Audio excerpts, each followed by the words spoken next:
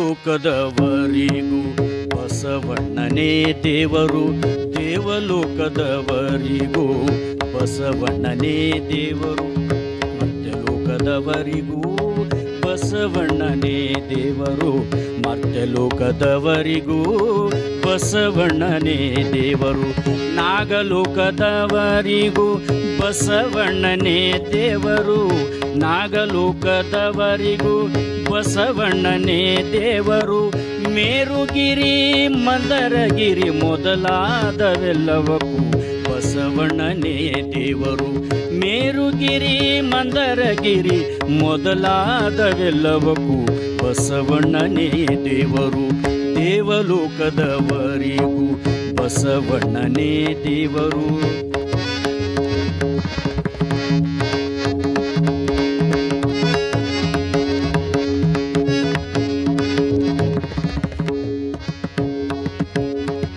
ಚನ್ನಮಲ್ಲಿಕಾರ್ಜುನಯ್ಯ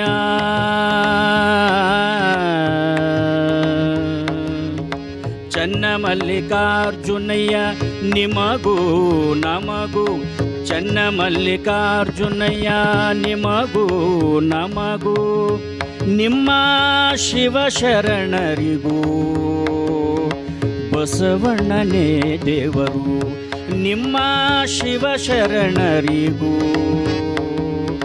ಬಸವಣ್ಣನೇ ದೇವರು, ದೇವಲೋಕದವರಿಗೂ ಬಸವಣ್ಣನೇ ದೇವರು, ದೇವಲೋಕದವರಿಗೂ ಬಸವಣ್ಣನೇ ದೇವರು, ಮರ್ತ್ಯಲೋಕದವರಿಗೂ ಬಸವಣ್ಣನೇ ದೇವರು, ಮರ್ತ್ಯಲೋಕದವರಿಗೂ ಬಸವಣ್ಣನೇ ದೇವರು, ದೇವಲೋಕದವರಿಗೂ ಬಸವಣ್ಣನೇ ದೇವರು, ದೇವಲೋಕದವರಿಗೂ, ದೇವಲೋಕದವರಿಗೂ, ದೇವಲೋಕದವರಿಗೂ ಬಸವಣ್ಣನೇ ದೇವರು.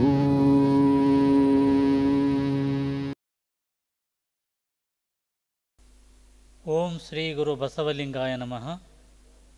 ಬಸವನ ಮೂರ್ತಿಯೇ ಧ್ಯಾನಕ್ಕೆ ಮೂಲ, ಬಸವನ ಕೀರ್ತಿಯೇ ಜ್ಞಾನಕ್ಕೆ ಮೂಲ, ಬಸವ ಬಸವ ಎಂಬುದೇ ಭಕ್ತಿ ಕಾಣ ಕಪಿಲಸಿದ್ಧ ಮಲ್ಲಿಕಾರ್ಜುನ. ವಿಶ್ವಗುರು ಬಸವಣ್ಣನವರನ್ನು, ಬಸವ ತಂದೆಯನ್ನು, ಸರ್ವ ಶರಣ ಬಂಧುಗಳನ್ನು ನನ್ನ ಹೃದಯ ಬಂದಿರದಲ್ಲಿ ಸ್ಮರಿಸಿಕೊಂಡು,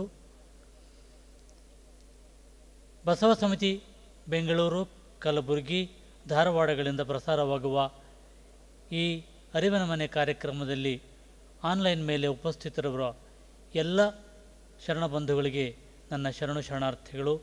ಎಲ್ಲರಿಗೂ ಈ ಕಾರ್ಯಕ್ರಮಕ್ಕೆ ಸ್ವಾಗತವನ್ನು ಕೋರ್ತಾ ಇದ್ದೇನೆ.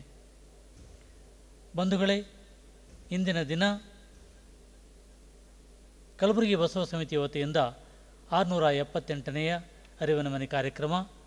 ಈ ಕಾರ್ಯಕ್ರಮದಲ್ಲಿ ಡಾಕ್ಟರ್ MS ಮಧುಭಾವಿಯವರು ಫಗು ಆಳಕೊಟ್ಟಿಯವರ ಜೀವನ ಮತ್ತು ಸಾಧನೆಯ ಕುರಿತಾಗಿ ಅನುಭವ ನೀಡಲಿದ್ದಾರೆ. ಅವರ ಒಂದು ಸಂಕ್ಷಿಪ್ತ ಪರಿಚಯವನ್ನು ನಾನಿಲ್ಲಿ ತಮ್ಮೊಡನೆ ಹಂಚಿಕೊಳ್ತಾ ಇದ್ದೇನೆ. ಡಾಕ್ಟರ್ MS ಮಧುಭಾವಿಯವರು ಹಲಸಂಗಿಯವರು, ವಿಜಯಪುರ ಜಿಲ್ಲೆ ಚಡಚಣ ತಾಲೂಕಿನ ಹಲಸಂಗಿಯವರು. ಇವರು MA PhD ವಿದ್ಯಾರ್ಹತೆಯನ್ನು ಹೊಂದಿ ಬಬಲಾದಿ ಚಿಕ್ಕಯ್ಯ ಸ್ವಾಮಿಗಳ ಜೀವನ ಹಾಗೂ ಕೃತಿ ಸಮೀಕ್ಷೆಯ PhD ಪ್ರಬಂಧವನ್ನು ರಚಿಸಿದ್ದಾರೆ. 1976ರಿಂದ BLD ಸಂಸ್ಥೆಯಲ್ಲಿ ಪದವಿ ಪೂರ್ವ ಕನ್ನಡ ಉಪನ್ಯಾಸಕರಾಗಿ 35 ವರ್ಷಗಳ ಸೇವೆಯನ್ನು ಸಲ್ಲಿಸಿ ನಿವೃತ್ತರಾಗಿದ್ದಾರೆ. ಸದ್ಯ BLD ಸಂಸ್ಥೆಯ ಫಗು ಆಳಕಟ್ಟಿ ಸಂಶೋಧನಾ ಕೇಂದ್ರದ ಕಾರ್ಯದರ್ಶಿಯಾಗಿ ಕಾರ್ಯವನ್ನು ನಿರ್ವಹಿಸ್ತಾ ಇದ್ದಾರೆ.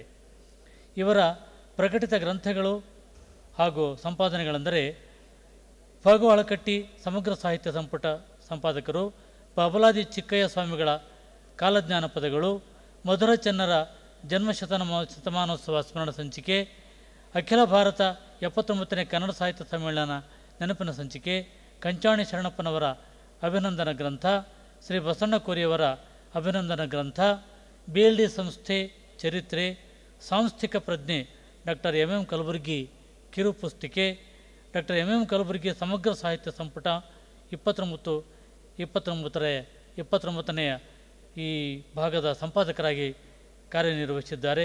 ಇವರ ಪ್ರಕಟಿತ ಲೇಖನಗಳೆಂದರೆ ಸುಮಾರು 25. ಇವರಿಗೆ ಸಿದ್ದೇಶ್ವರ ರತ್ನ ಪ್ರಶಸ್ತಿಯನ್ನು 2020ರಲ್ಲಿ ದೊರಕಿದೆ. ಇಂಡಿ ತಾಲೂಕಿನ 8ನೇ ಕನ್ನಡ ಸಾಹಿತ್ಯ ಸಮ್ಮೇಳನದ ಸರ್ವಾಧ್ಯಕ್ಷರಾಗಿ ಕಾರ್ಯವನ್ನು ನಿರ್ವಹಿಸಿದ್ದಾರೆ. ಆದಿಲ್ಶಾಹಿ ಸಾಹಿತ್ಯ ಅನುವಾದನೆ ಸದಸ್ಯತ್ವವನ್ನು ಹೊಂದಿದ್ದಾರೆ. ಹಲಸಂಗಿ ಗೆಳೆಯರ ಪ್ರತಿಷ್ಠಾನ ಸದಸ್ಯ. ಪ್ರೊಫೆಸರ್ ಎಸ್ ಹಿಪ್ಪರಿಗಿ ಪ್ರತಿಷ್ಠಾನ ವಿಜಯಪುರ ಸದಸ್ಯ. ವಚನ ಪಿತಾಮಹ ಡಾಕ್ಟರ್ ಫ.ಗ. ವಳಕಟ್ಟಿ ಸಮಗ್ರ ಸಾಹಿತ್ಯ ಪ್ರಕಟಣಾ ಯೋಜನೆ ಕಾರ್ಯದರ್ಶಿ. ಡಾಕ್ಟರ್ ಎಂ ಕಲಬುರ್ಗಿ ಸಮಗ್ರ ಸಾಹಿತ್ಯ ಪ್ರಕಟಣೆ ಯೋಜನೆ ಕಾರ್ಯದರ್ಶಿಯಾಗಿ ಅವರು ಕಾರ್ಯವನ್ನು ನಿರ್ವಹಿಸ್ತಾ ಇದ್ದಾರೆ. ಈಗ ಡಾಕ್ಟರ್ ಎಂ ಎಸ್ ಮಧುಭಾವಿಯವರು ತಮ್ಮ ಅನುಭವವನ್ನು ಪ್ರಾರಂಭಿಸಬೇಕಾಗಿ ಅವರಲ್ಲಿ ಕೋರ್ತಾ ಇದ್ದೇನೆ. ಬಸವಾದಿ ಶರಣರನ್ನು ಶ್ರದ್ಧಾ ಭಕ್ತಿಯಿಂದ ಸ್ಮರಿಸಿಕೊಂಡು ವಚನ ಪಿತಾಮಹ ಡಾಕ್ಟರ್ ಫ.ಗು. ಹಳಕಟ್ಟಿಯವರ ಶ್ರೀಚರಣಕ್ಕೆ ನಮಸ್ಕರಿಸಿ, ಕಲಬುರಗಿಯ ಬಸವ ಸಮಿತಿ ಏರ್ಪಡಿಸಿದ ಈ ಉಪನ್ಯಾಸವನ್ನು ಆಲಿಸುತ್ತಿರುವ ಎಲ್ಲ ಶರಣ ಬಂಧುಗಳಿಗೆ ಶರಣಾರ್ಥಿಗಳನ್ನು ತಿಳಿಸುತ್ತಾ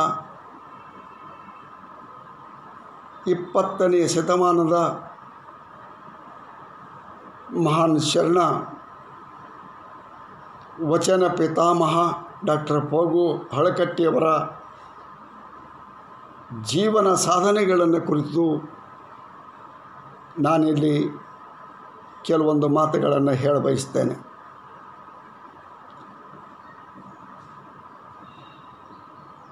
ವಚನ ಪಿತಾಮಹ ಡಾಕ್ಟರ್ ಫ.ಗು. ಹಳಕಟ್ಟಿಯವರಿಗೆ 16 ಬಿರುದುಗಳನ್ನು ನೀಡಿದ್ದುಂಟು. ಧರೆಗಿಳಿದು ಬಂದ ಶರಣ ಎಂದು, ಕರ್ನಾಟಕದ ಮ್ಯಾಕ್ಸ್ ಮುಲ್ಲರ್ ಎಂದು, ವಚನ ಗುಮ್ಮಟ ಎಂದು, ವಚನ ಪಿತಾಮಹನೆಂದು, ರಾವ್ ಸಾಹೇಬನೆಂದು, ರಾವ್ ಬಹದ್ದೂರ್ನೆಂದು ಇಷ್ಟೆಲ್ಲ ಬಿರುದುಗಳನ್ನು ಪಡೆದುಕೊಂಡ ಫ.ಗು. ಹಳಕಟ್ಟಿಯವರು 84 ವರ್ಷದ ಸಾರ್ಥಕವಾದಂಥ ಬದುಕನ್ನು ನಡೆಸಿಕೊಂಡು ಬಂದವರು. ಹಳಕಟ್ಟಿಯವರು ಪ್ರಾರಂಭದಲ್ಲಿ ಒಂದು ಮಾತನ್ನು ಹೇಳಬಯಸ್ತೇನೆ. ಅವರು ನಿರಂತರ 60 ವರ್ಷಗಳ ಕಾಲ ಈ ಬಿಜಾಪುರ ನಗರ ಜಿಲ್ಲೆಯನ್ನು ತಮ್ಮ ಕಾರ್ಯಕ್ಷೇತ್ರವನ್ನಾಗಿ ಮಾಡಿಕೊಂಡವರು. ಹಳಕಟ್ಟಿಯವರು ಹುಟ್ಟಿದ್ದು ಧಾರವಾಡದಲ್ಲಿ. ಒಂದು ಚಿಕ್ಕ ಮನೆಯಲ್ಲಿ ಜನ್ಮ ತಾಳಿದ ಹಳಕಟ್ಟಿಯವರು 1880 ಜುಲೈ 2ನೇ ತಾರೀಕಿಗೆ ಅವರ ಜನ್ಮವಾಗಿ ತೊಟ್ಟಿಲದಲ್ಲಿ ಅವರಿಗೆ ಇಟ್ಟಂಥ ಹೆಸರು ಅವರ ತಾಯಿ ತಂದೆಗಳು ಫಕೀರಪ್ಪ ಎಂಬ ಹೆಸರನ್ನಿಟ್ಟರು. ಅಂಕಿತವಾಗಿ ಬಂದಂಥ ಈ ಹೆಸರು ಅವರ ಬದುಕಿನ ಇತಿಹಾಸವನ್ನು ನೋಡಿದಾಗ ಅದು ಅನ್ವರ್ಥಕವಾಗಿ ಇದ್ದದ್ದು ನಾವು ಗಮನಿಸಬೇಕಾದಂಥ ಸಂಗತಿ. ನಾನು ಈ ಸಂದರ್ಭದಲ್ಲಿ ಹಳಕಟ್ಟಿಯವರ ಸಂಕ್ಷಿಪ್ತವಾದಂಥ ಪರಿಚಯವನ್ನು ಮಾಡಿಕೊಡಲು ಪ್ರಯತ್ನ ಪಡ್ತಿದ್ದೇನೆ. ಅದು 3 ಭಾಗಗಳಲ್ಲಿ ಅವರನ್ನು ಪರಿಚಯಿಸ್ತೇನೆ. 1ನೇ ಭಾಗ ಅವರ ಹುಟ್ಟು, ಬೆಳವಣಿಗೆ, ಅವರ ಶಿಕ್ಷಣ. 2ನೇ ಭಾಗದಲ್ಲಿ ಅವರ ಸಾಮಾಜಿಕ ಕಾರ್ಯಗಳು. 3ನೇ ಭಾಗದಲ್ಲಿ ಅವರ ಸಾಹಿತ್ಯಿಕ ಕಾರ್ಯಗಳನ್ನು ಪರಿಚಯಿಸುವಂಥ ಈ ಉಪನ್ಯಾಸದಲ್ಲಿ ಅವರ 84 ವರ್ಷದ ಬದುಕಿನ ಇತಿಹಾಸವನ್ನು ಅತ್ಯಂತ ಸಂಕ್ಷಿಪ್ತವಾಗಿ ಮಾತನಾಡುವುದು ಎಷ್ಟು ಕಷ್ಟದ್ದು ಎನ್ನುವುದು ನನಗೆ ಗೊತ್ತಿದೆ. ಆದಾಗ್ಯೂ ಕೂಡ ಸಂಘಟಕರು ನೀಡಿದ ಸಮಯದಲ್ಲಿ ನಾನು ನನ್ನ ಉಪನ್ಯಾಸವನ್ನು ಮುಗಿಸ್ತಾ ಇದ್ದೇನೆ. ಹಳಕಟ್ಟಿಯವರು ಅವರ ತಂದೆ ಪ್ರಾರಂಭದಲ್ಲಿ ಒಂದು ಮಾತನ್ನು ಹೇಳ್ತೇನೆ. ಅವರ ತಂದೆ ಗುರುಬಸಪ್ಪ, ತಾಯಿ ದಾನಮ್ಮ. ಇವರ ಮಗನಾಗಿ ಹುಟ್ಟಿದ 3 ವರ್ಷಗಳಲ್ಲಿ ತಾಯಿಯನ್ನು ಕಳೆದುಕೊಂಡಂಥ ಫಕೀರಪ್ಪನವರು ತಮ್ಮ ತಂದೆಯ ಮತ್ತು ಅಜ್ಜಿಯ ಕಕ್ಕುಲತೆಯಿಂದ ತಮ್ಮ ಬದುಕನ್ನು ಬೆಳೆಸ್ಕೊಂಡ್ರು. ತಂದೆ ಗುರುಬಸಪ್ಪ ಒಬ್ಬ ಪ್ರಾಥಮಿಕ ಶಾಲಾ ಶಿಕ್ಷಕರಾಗಿ, ಕ್ರಿಯಾಶೀಲ ವ್ಯಕ್ತಿಯಾಗಿ, ಹಾನಗಲ್ಲ ಕುಮಾರಸ್ವಾಮಿಗಳ ಪರಮ ಭಕ್ತರಾಗಿ ಅತ್ಯಂತ ಸುಸಂಸ್ಕೃತವಾದ ಬದುಕನ್ನು ಕಟ್ಟಿಕೊಂಡವರು. ತಾಯಿಯನ್ನು ಕಳೆದುಕೊಂಡ ಫಕೀರಪ್ಪನಿಗೆ ಕಕ್ಕುಲತೆಯಿಂದ ಬೆಳೆಸಿ ಒಳ್ಳೆಯ ಸಂಸ್ಕಾರವನ್ನು ನೀಡಿ ಅವರ ಮುಂದಿನ ಬದುಕಿನ ಒಂದು ಸಾರ್ಥಕತೆಗೆ ಶ್ರಮ ವಹಿಸಿದವರು ತಂದೆ ಗುರುಬಸಪ್ಪನವರು. ತಾಯಿಯನ್ನು ಕಳೆದುಕೊಂಡ ಈ ಫಕೀರಪ್ಪ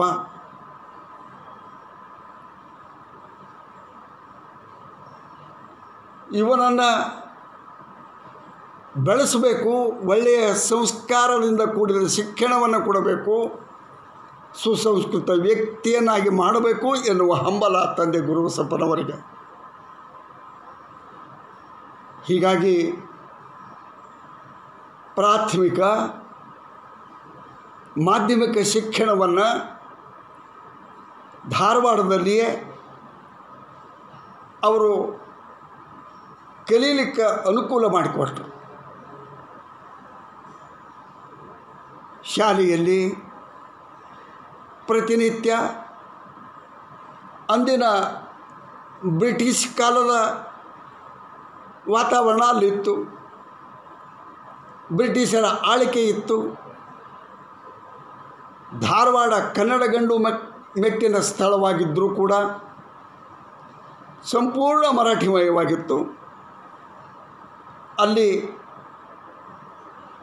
ಮರಾಠಿಯಲ್ಲಿಯೇ ಮಾತು, ಮರಾಠಿಯಲ್ಲಿಯೇ ಬರವಣಿಗೆ, ಪ್ರತಿಯೊಂದು ವ್ಯವಹಾರ ನಡೆಯುವುದು ಮರಾಠಿಯಲ್ಲಿ. ಮುಂಬೈ ಕರ್ನಾಟಕಕ್ಕೆ ಸೇರಿದ ಈ ಪ್ರದೇಶ ಧಾರವಾಡದಲ್ಲಿ ಚಿಕ್ಕ ಬಾಲಕನಾಗಿ ಶಿಕ್ಷಣವನ್ನು ಪಡೆಯುತ್ತಿರುವ ಸಂದರ್ಭದಲ್ಲಿಯೇ ಹಲವಾರು ಸಮಸ್ಯೆಗಳನ್ನು ಎದುರಿಸಬೇಕಾಗಿತ್ತು. ಶಾಲೆಯಲ್ಲಿ ಶಿಕ್ಷಕರು ಕನ್ನಡವನ್ನು, ಲಿಂಗಾಯತ ಧರ್ಮೀಯರನ್ನು ಅವಹೇಳನಕಾರಿಯಾಗಿ ಮಾತನಾಡುವಂಥ ಸ್ಥಿತಿ ಇತ್ತು. ಈ ಸಮಾಜದಲ್ಲಿ ಪಂಡಿತರಾರೂ ಇಲ್ಲ, ವಾಂಗ್ಮಯವೂ ಇಲ್ಲ, ಮರಾಠಿಗರಂತೆ ಶೂರರೂ ಅಲ್ಲ ತಿಳ್ಕೊಂಡು ಅವಹೇಳನಕಾರಿಯಾಗಿ ಮಾತನಾಡುವುದು ಶಿಕ್ಷಕರ ಪ್ರತಿನಿತ್ಯದ ಒಂದು ಕರ್ತವ್ಯದ ಭಾಗವಾಗಿತ್ತು.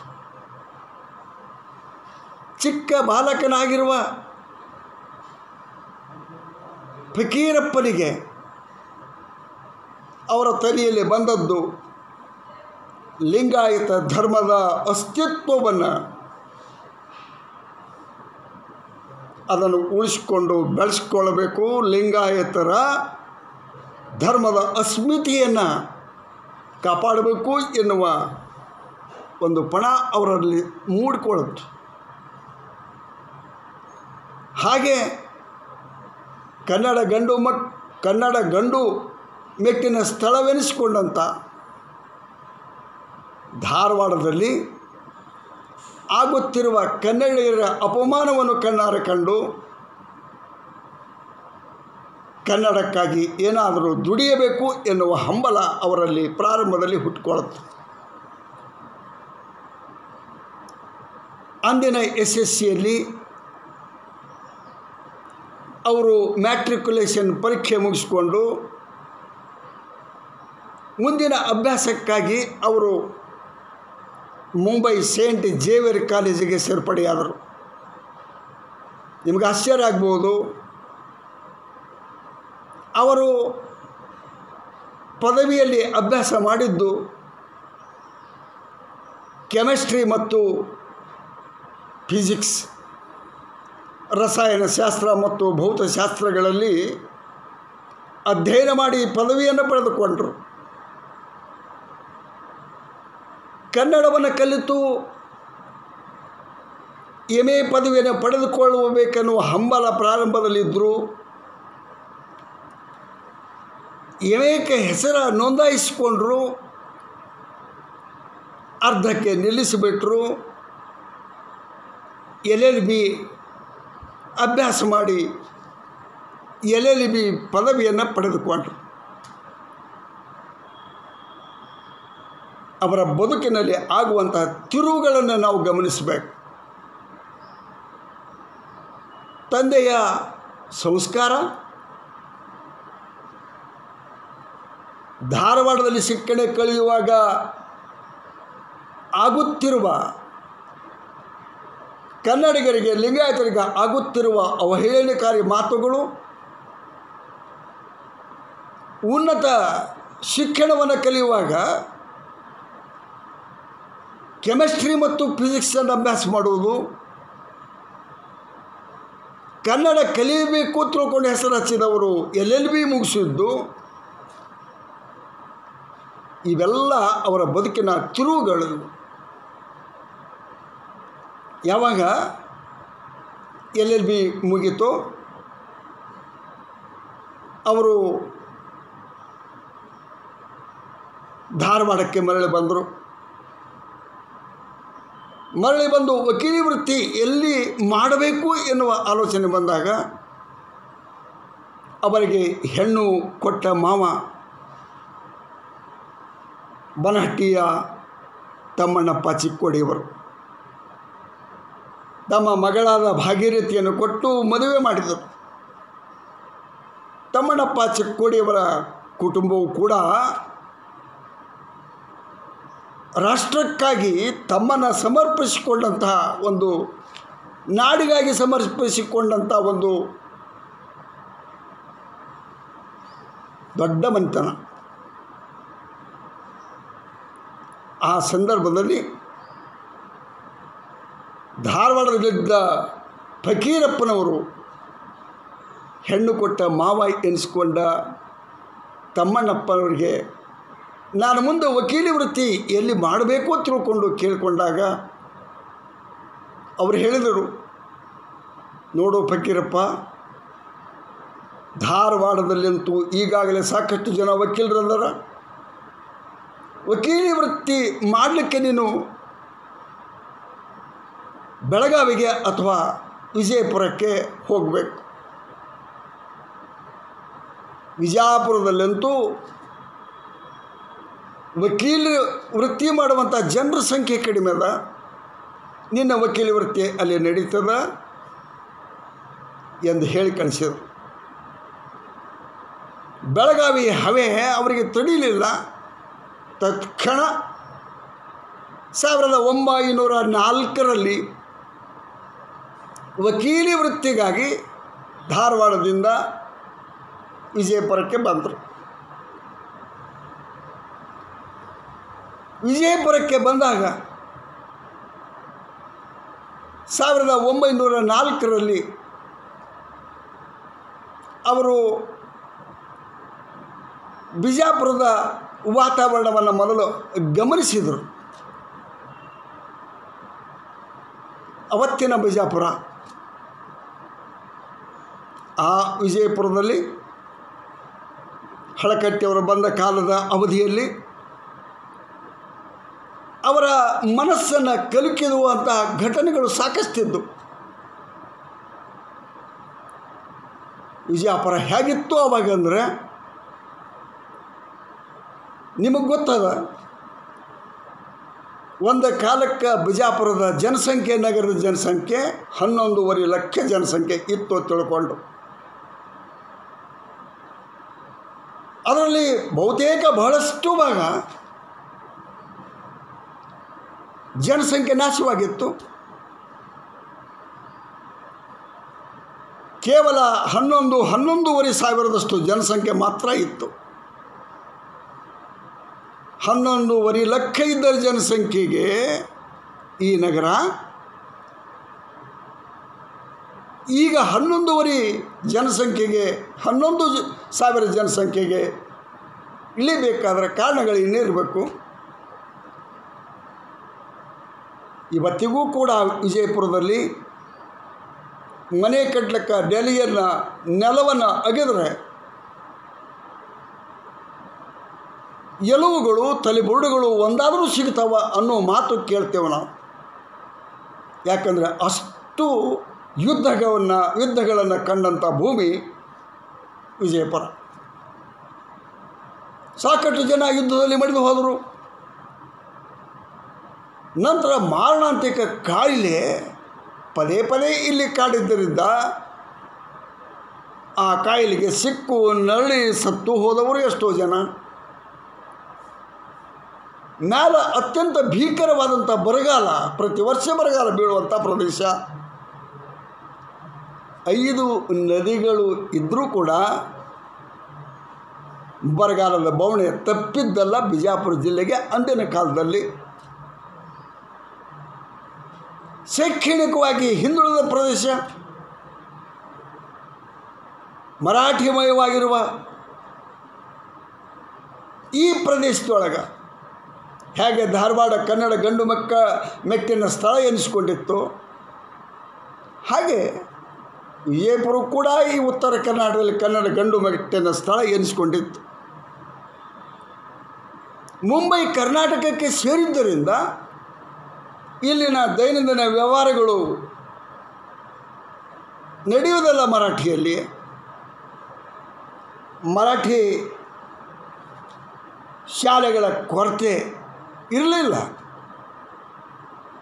ಆದರೆ ಕನ್ನಡ ಶಾಲೆಗಳ ಕೊರತೆ ಇಲ್ಲಿ ಇತ್ತು. ಹಳಕಟ್ಟಿಯವರು ಬಂದಾಗ 3 ಕನ್ನಡ ಗಂಡು ಮಕ್ಕಳ ಶಾಲೆ ಇದ್ದು, 6 ಮರಾಠಿ ಗಂಡು ಮಕ್ಕಳ ಶಾಲೆ ಇದ್ದು, 1 ಮರಾಠಿ ಹೆಣ್ಣು ಮಕ್ಕಳ ಶಾಲೆ ಇತ್ತು. ಆದರೆ ಕನ್ನಡ ಹೆಣ್ಣು ಮಕ್ಕಳಿಗಾಗಿ ಒಂದೂ ಸ್ಕೂಲು ಇರಲಿಲ್ಲ. ಇಂಥ ವಾತಾವರಣದಲ್ಲಿ ಹಳಕಟ್ಟಿಯವರು ಬಿಜಾಪುರದಲ್ಲಿ ನಿಂತು ಇವೆಲ್ಲ ಆಲೋಚನೆ ಮಾಡಿದರು. ಅವತ್ತೇ ಅವರು ಪಣ ತೊಟ್ಟರು. ನಾನು ನನ್ನ ವೃತ್ತಿಯ ಜೊತೆಗೆ ಈ ಎಲ್ಲ ಅವಾಂತರಗಳನ್ನು ಸರಿಪಡಿಸಲಿಕ್ಕೆ ಪ್ರಯತ್ನ ಪಡಬೇಕು. ನನ್ನ ಕರ್ಮ ಭೂಮಿ ಇದನ್ನು ಮಾಡ್ಕೋಬೇಕು. ತಮ್ಮ ವೃತ್ತಿಯ ಜೊತೆಗೆ ಹಳಕಟ್ಟಿಯವರು ನಗರಸಭೆಯಲ್ಲಿ ಸೇರ್ಪಡೆಯಾಗಿ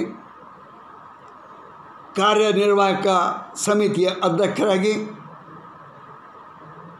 ಜಿಲ್ಲಾ ಸ್ಥಾನಿಕ ಮಂಡಳಿಯ ಸದಸ್ಯರಾಗಿ ಹಲವಾರು ಹುದ್ದೆಗಳನ್ನು ಅನುಭವಿಸುತ್ತಿರುವ ಸಂದರ್ಭದಲ್ಲಿ ಅವರ ಮೊಟ್ಟ ಮೊದಲನೇ ಆಲೋಚನೆ ಈ ನಾಡಿನ ಈ ಪ್ರದೇಶದ ಜನರ ಬದುಕ ಎತ್ತರಗೊಳಿಸಬೇಕಾದ್ರೆ ಮೊಟ್ಟ ಮೊದಲ ಎಲ್ಲರಿಗೂ ಶಿಕ್ಷಣ ಸಿಗಬೇಕು. ಶಿಕ್ಷಣ ಸಿಗಬೇಕಾದ್ರೆ ಶಾಲೆಗಳು ಪ್ರಾರಂಭ ಆಗಬೇಕು. ಶಾಲೆಗಳು ಪ್ರಾರಂಭ ಮಾಡಲಿಕ್ಕೆ ತಮ್ಮ ಅಧಿಕಾರದ ಅವಧಿಯಲ್ಲಿ ಹಳಕಟ್ಟಿಯವರು ಬಹಳ ದೊಡ್ಡ ಪ್ರಯತ್ನ ಮಾಡಿದರು. ಕನ್ನಡ ಶಾಲೆಗಳನ್ನು ಹುಟ್ಟು ಹಾಕಲಿಕ್ಕೆ ಪ್ರಯತ್ನ ಮಾಡಿದರು. ಕನ್ನಡ ಹೆಣ್ಣು ಮಕ್ಕಳ ಶಾಲೆಯನ್ನು ಹುಟ್ಟು ಹಾಕಲಿಕ್ಕೆ ಅವರ ಪ್ರಯತ್ನ ಮಾಡಿದರು. ಅವರು ತಮ್ಮ ಅಧಿಕಾರದ ಅವಧಿಯಲ್ಲಿ 3 ಕನ್ನಡ ಹೆಣ್ಣು ಮಕ್ಕಳ ಪ್ರಾಥಮಿಕ ಶಾಲೆಗಳನ್ನು, 7 ಕನ್ನಡ ಗಂಡು ಮಕ್ಕಳ ಶಾಲೆಗಳನ್ನು ಪ್ರಾರಂಭಿಸಿದ್ದು ಹಳಕಟ್ಟಿಯವರು. ಇಲ್ಲಿಯ ಕನ್ನಡ ಮಕ್ಕಳಿಗೆ ಸರಳವಾಗಿ ವಿದ್ಯೆ ದೊರಕುವಂತೆ ನೋಡಿಕೊಂಡವರು ಹಳಕಟ್ಟಿಯವರು. ಶಾಲೆಗಳು ಪ್ರಾರಂಭ ಆದವು. ಕನ್ನಡದ ಶಿಕ್ಷಣ ಪ್ರಾರಂಭ ಆಗಿ ದೈನಂದಿನ ಚಟುವಟಿಕೆಗಳಲ್ಲಿ ಕನ್ನಡ ತನ್ನ ಮೇಲುಗೈಯನ್ನು ಸಾಧಿಸಿತು. ಹಳಕಟ್ಟಿಯವರಿಗೆ ಆವಾಗ ತಲೆಯಲ್ಲಿ ಬಂದದ್ದು ಶಿಕ್ಷಣವೇನೋ ಅಲ್ಪ ಮಟ್ಟಿಗೆ ಪ್ರಾರಂಭ ಮಾಡಿದೆ, ಇನ್ನು ಇಲ್ಲಿರುವ ಈ ಬಡ ಜನತೆಗೆ ಆರ್ಥಿಕ ಸಬಲೀಕರಣವನ್ನು ಮಾಡಬೇಕು, ದುಡಿಯುವ ಕೈಗಳಿಗೆ ಆರ್ಥಿಕ ನೆರವನ್ನು ಒದಗಿಸಬೇಕು ಎನ್ನುವ ಆಲೋಚನೆ ಮಾಡಿ ಅವರು ಒಂದು ಬ್ಯಾಂಕನ್ನು ಹುಟ್ಟು ಹಾಕಲಿಕ್ಕೆ ಆಲೋಚನೆ ಮಾಡಿದರು. ಈ ಶಿಕ್ಷಣ ಪ್ರಕ್ರಿಯೆಯನ್ನು ಪ್ರಾರಂಭ ಮಾಡಿದರು. ಪ್ರಾಥಮಿಕ ಶಾಲೆಗಳು ಹುಟ್ಟಿಕೊಂಡ ಮೇಲೆ ಹಳಕಟ್ಟಿಯವರು ಮಾಧ್ಯಮಿಕ ಶಿಕ್ಷಣವನ್ನು ಇಲ್ಲಿ ಹುಟ್ಟಾಕಬೇಕು. ಅವರ ವಿದ್ಯಾರ್ಥಿಗಳು, ಬಡ ವಿದ್ಯಾರ್ಥಿಗಳಿಗೆ, ಪ್ರತಿಭಾವಂತ ವಿದ್ಯಾರ್ಥಿಗಳಿಗೆ ಹೆಚ್ಚಿನ ವ್ಯಾಸಂಗ ಇಲ್ಲಿಯೇ ದೊರಕಬೇಕು ಎನ್ನುವ ಆಲೋಚನೆ ಮಾಡಿದರು. ಆವಾಗ ವೀರಶೈವ ಮಹಾಸಭೆಯ ಪ್ರಥಮ 2ನೇ ಅಧಿವೇಶನದ ಅಧ್ಯಕ್ಷತೆ ವಹಿಸಿದ ಸಿರ್ಸಂಗಿ ಲಿಂಗರಾಜರ ಒಂದು ಕರೆ, ಮಹಾಸಭೆಯಲ್ಲಿ ಮಂಡಿಸಿದ ನಿರ್ಣಯವನ್ನು ಸಾಕಾರಗೊಳಿಸಲು ಆಗಿನ ಈ ಉತ್ತರ ಕರ್ನಾಟಕದ ಭಾಗದ ಜನ ಸಿದ್ಧರಾದರು. ಖಾಸಗಿ ಶಿಕ್ಷಣ ಸಂಸ್ಥೆಗಳನ್ನು ಹುಟ್ಟುಹಾಕಬೇಕು. ಮೊಟ್ಟ ಮೊದಲು ಬಾಗಲಕೋಟೆಯ ಬಸವೇಶ್ವರ ವಿದ್ಯಾವರ್ಧಕ ಸಂಘ ಹುಟ್ಟಿತು 1906ರಲ್ಲಿ. ಬಹುಶಃ ಅದೇ ಪ್ರಭಾವದಿಂದ ಸಿರ್ಸಂಗಿ ಲಿಂಗರಾಜರು ವೀರಶೈವ ಮಹಾಸಭೆಯ ಮೂಲಕ ಕೊಟ್ಟ ಕರೆಯ ಮೂಲಕ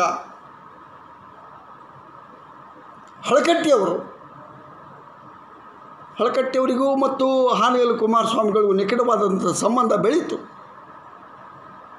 ಅವರ ತಂದೆ ಗುರುಬಸಪ್ಪನವರು ಈಗಾಗಲೇ ಹೇಳಿದಂತೆ ಹಾನಗಲ್ ಕುಮಾರಸ್ವಾಮಿಗಳ ಪರಮ ಭಕ್ತರಾಗಿದ್ದವರು. ಅವರು ಹುಟ್ಟು ಹಾಕಿದ ವೀರಶೈವ ಮಹಾಸಭೆಯ ಈ ಕರೆಯನ್ನು ಸಹಜವಾಗಿ ಹಳಕಟ್ಟಿಯವರು ಪಾಲಿಸಬೇಕು ಎನ್ನುವ ಆಲೋಚನೆ ಮಾಡಿದರು. 1910 ಅಕ್ಟೋಬರ್ 23ರಂದು ಅಂದಿನ ವಿಜಯಪುರದ ಈ ಜಿಲ್ಲೆಯ ಶಿಕ್ಷಣ ಪ್ರೇಮಿಗಳನ್ನು ಕಲೆ ಹಾಕಿದರು. ಆವಾಗ ದೇಸಾಯಿ, ದೇಶಮುಖರು, ಅಧಿಕಾರಿಗಳು ಶಿಕ್ಷಣ ಪ್ರೇಮಿಗಳನ್ನೆಲ್ಲ ಒಂದು ಕಡೆಗೆ ತಂದು ಸಮಾನ ಮನಸ್ಕರ ಒಂದು ಸಭೆಯನ್ನು 1910 ಅಕ್ಟೋಬರ್ 23ರಂದು ಬಿಜಾಪುರ ನಗರದಲ್ಲಿರುವ ಒಂದು ಚಿಕ್ಕ ಅಡತಿ ಅಂಗಡಿಯ ಅಟ್ಟದ ಮೇಲೆ ವಿದ್ಯುಕ್ತವಾಗಿ BLD ಶಿಕ್ಷಣ ಸಂಸ್ಥೆಯನ್ನು ಅವರು ಹುಟ್ಟುಹಾಕಿದರು. BLD ಸಂಸ್ಥೆ ಹುಟ್ಟುಕೊಂಡ ಮೇಲೆ ತಾವು ಅಧ್ಯಕ್ಷರಾಗದೆ ತಾವು ಆ ಸಂಸ್ಥೆಯನ್ನು ಬೆಳೆಸಿದರು. ಹಲವಾರು ಜನ ದೇಸಾಯಿಗಳು ದೇಶಮುಖರು ಅವರು ಈ BLD ಸಂಸ್ಥೆಗೆ ತಮ್ಮ ಕೊಡುಗೆಗಳನ್ನು ಆವಾಗ ನೀಡಿದ್ದುಂಟು. ನಮ್ಮ ಗಂಗಪ್ಪ ದೇಸಾಯಿಯವರು, ಆಲ್ಮೇಲ್ದ ದೇಶಮುಖರು, ಜಂಬಗಿ ದೇಸಾಯಿಯವರು ಬಹಳಷ್ಟು ಸುಮಾರು 30-35 ಜನ ಕೂಡಿಕೊಂಡು ಈ ಸಂಸ್ಥೆಯನ್ನು ಹುಟ್ಟುಹಾಕಿದ ಮೇಲೆ ಪ್ರಾರಂಭದಲ್ಲಿ ಯಾವ ಶಾಲೆಗಳನ್ನು ತೆಗಿಲಿಲ್ಲ. ಯಾಕೆ ತೆಗಿಲಿಲ್ಲ ಅಂದರೆ ಆವಾಗ ಅವರ ನಿರ್ಣಯ ಮಾಡಿದ್ದು ಈ ಜಿಲ್ಲೆಯಲ್ಲಿ ಪ್ರತಿ ವರ್ಷ 5 ಜನ ಅರ್ಹತೆಯುಳ್ಳ ಬಡ ವಿದ್ಯಾರ್ಥಿಗಳಿಗೆ ವಿದ್ಯಾರ್ಥಿ ವೇತನವನ್ನು ಕೊಟ್ಟು ಅವರ ಮುಂದಿನ ವಿದ್ಯೆಗೆ ಅನುಕೂಲ ಮಾಡಿಕೊಡುವಂಥ ಒಂದು ಯೋಜನೆಯನ್ನು ಹುಟ್ಟುಹಾಕಿದರು. 4 ವರ್ಷದ ತರುವಾಯ 1914ರಲ್ಲಿ ಇಲ್ಲಿ ಭಾಷೆಲ್ ಮಿಷನ್ ಸಂಸ್ಥೆಯವರು ಒಂದು ಸ್ಕೂಲು ನಡೆಸ್ತಿದ್ದರು. ಅವರಿಗೆ ತಮ್ಮ ದೇಶಕ್ಕೆ ಹೋಗುವಂಥ ಸ್ಥಿತಿ ಬಂತು. ತಾವು ನಡೆಸಿಕೊಂಡು ಹೊರಟಂಥ ಆ ಸ್ಕೂಲನ್ನು ಇಂಗ್ಲೀಷ್ ಮೀಡಿಯಂ ಸ್ಕೂಲ್ ಅದು. ಆ ಸ್ಕೂಲನ್ನು BLD ಸಂಸ್ಥೆಯ ತೆಕ್ಕೆಗೆ ನೀಡಿ ಹೋದರು.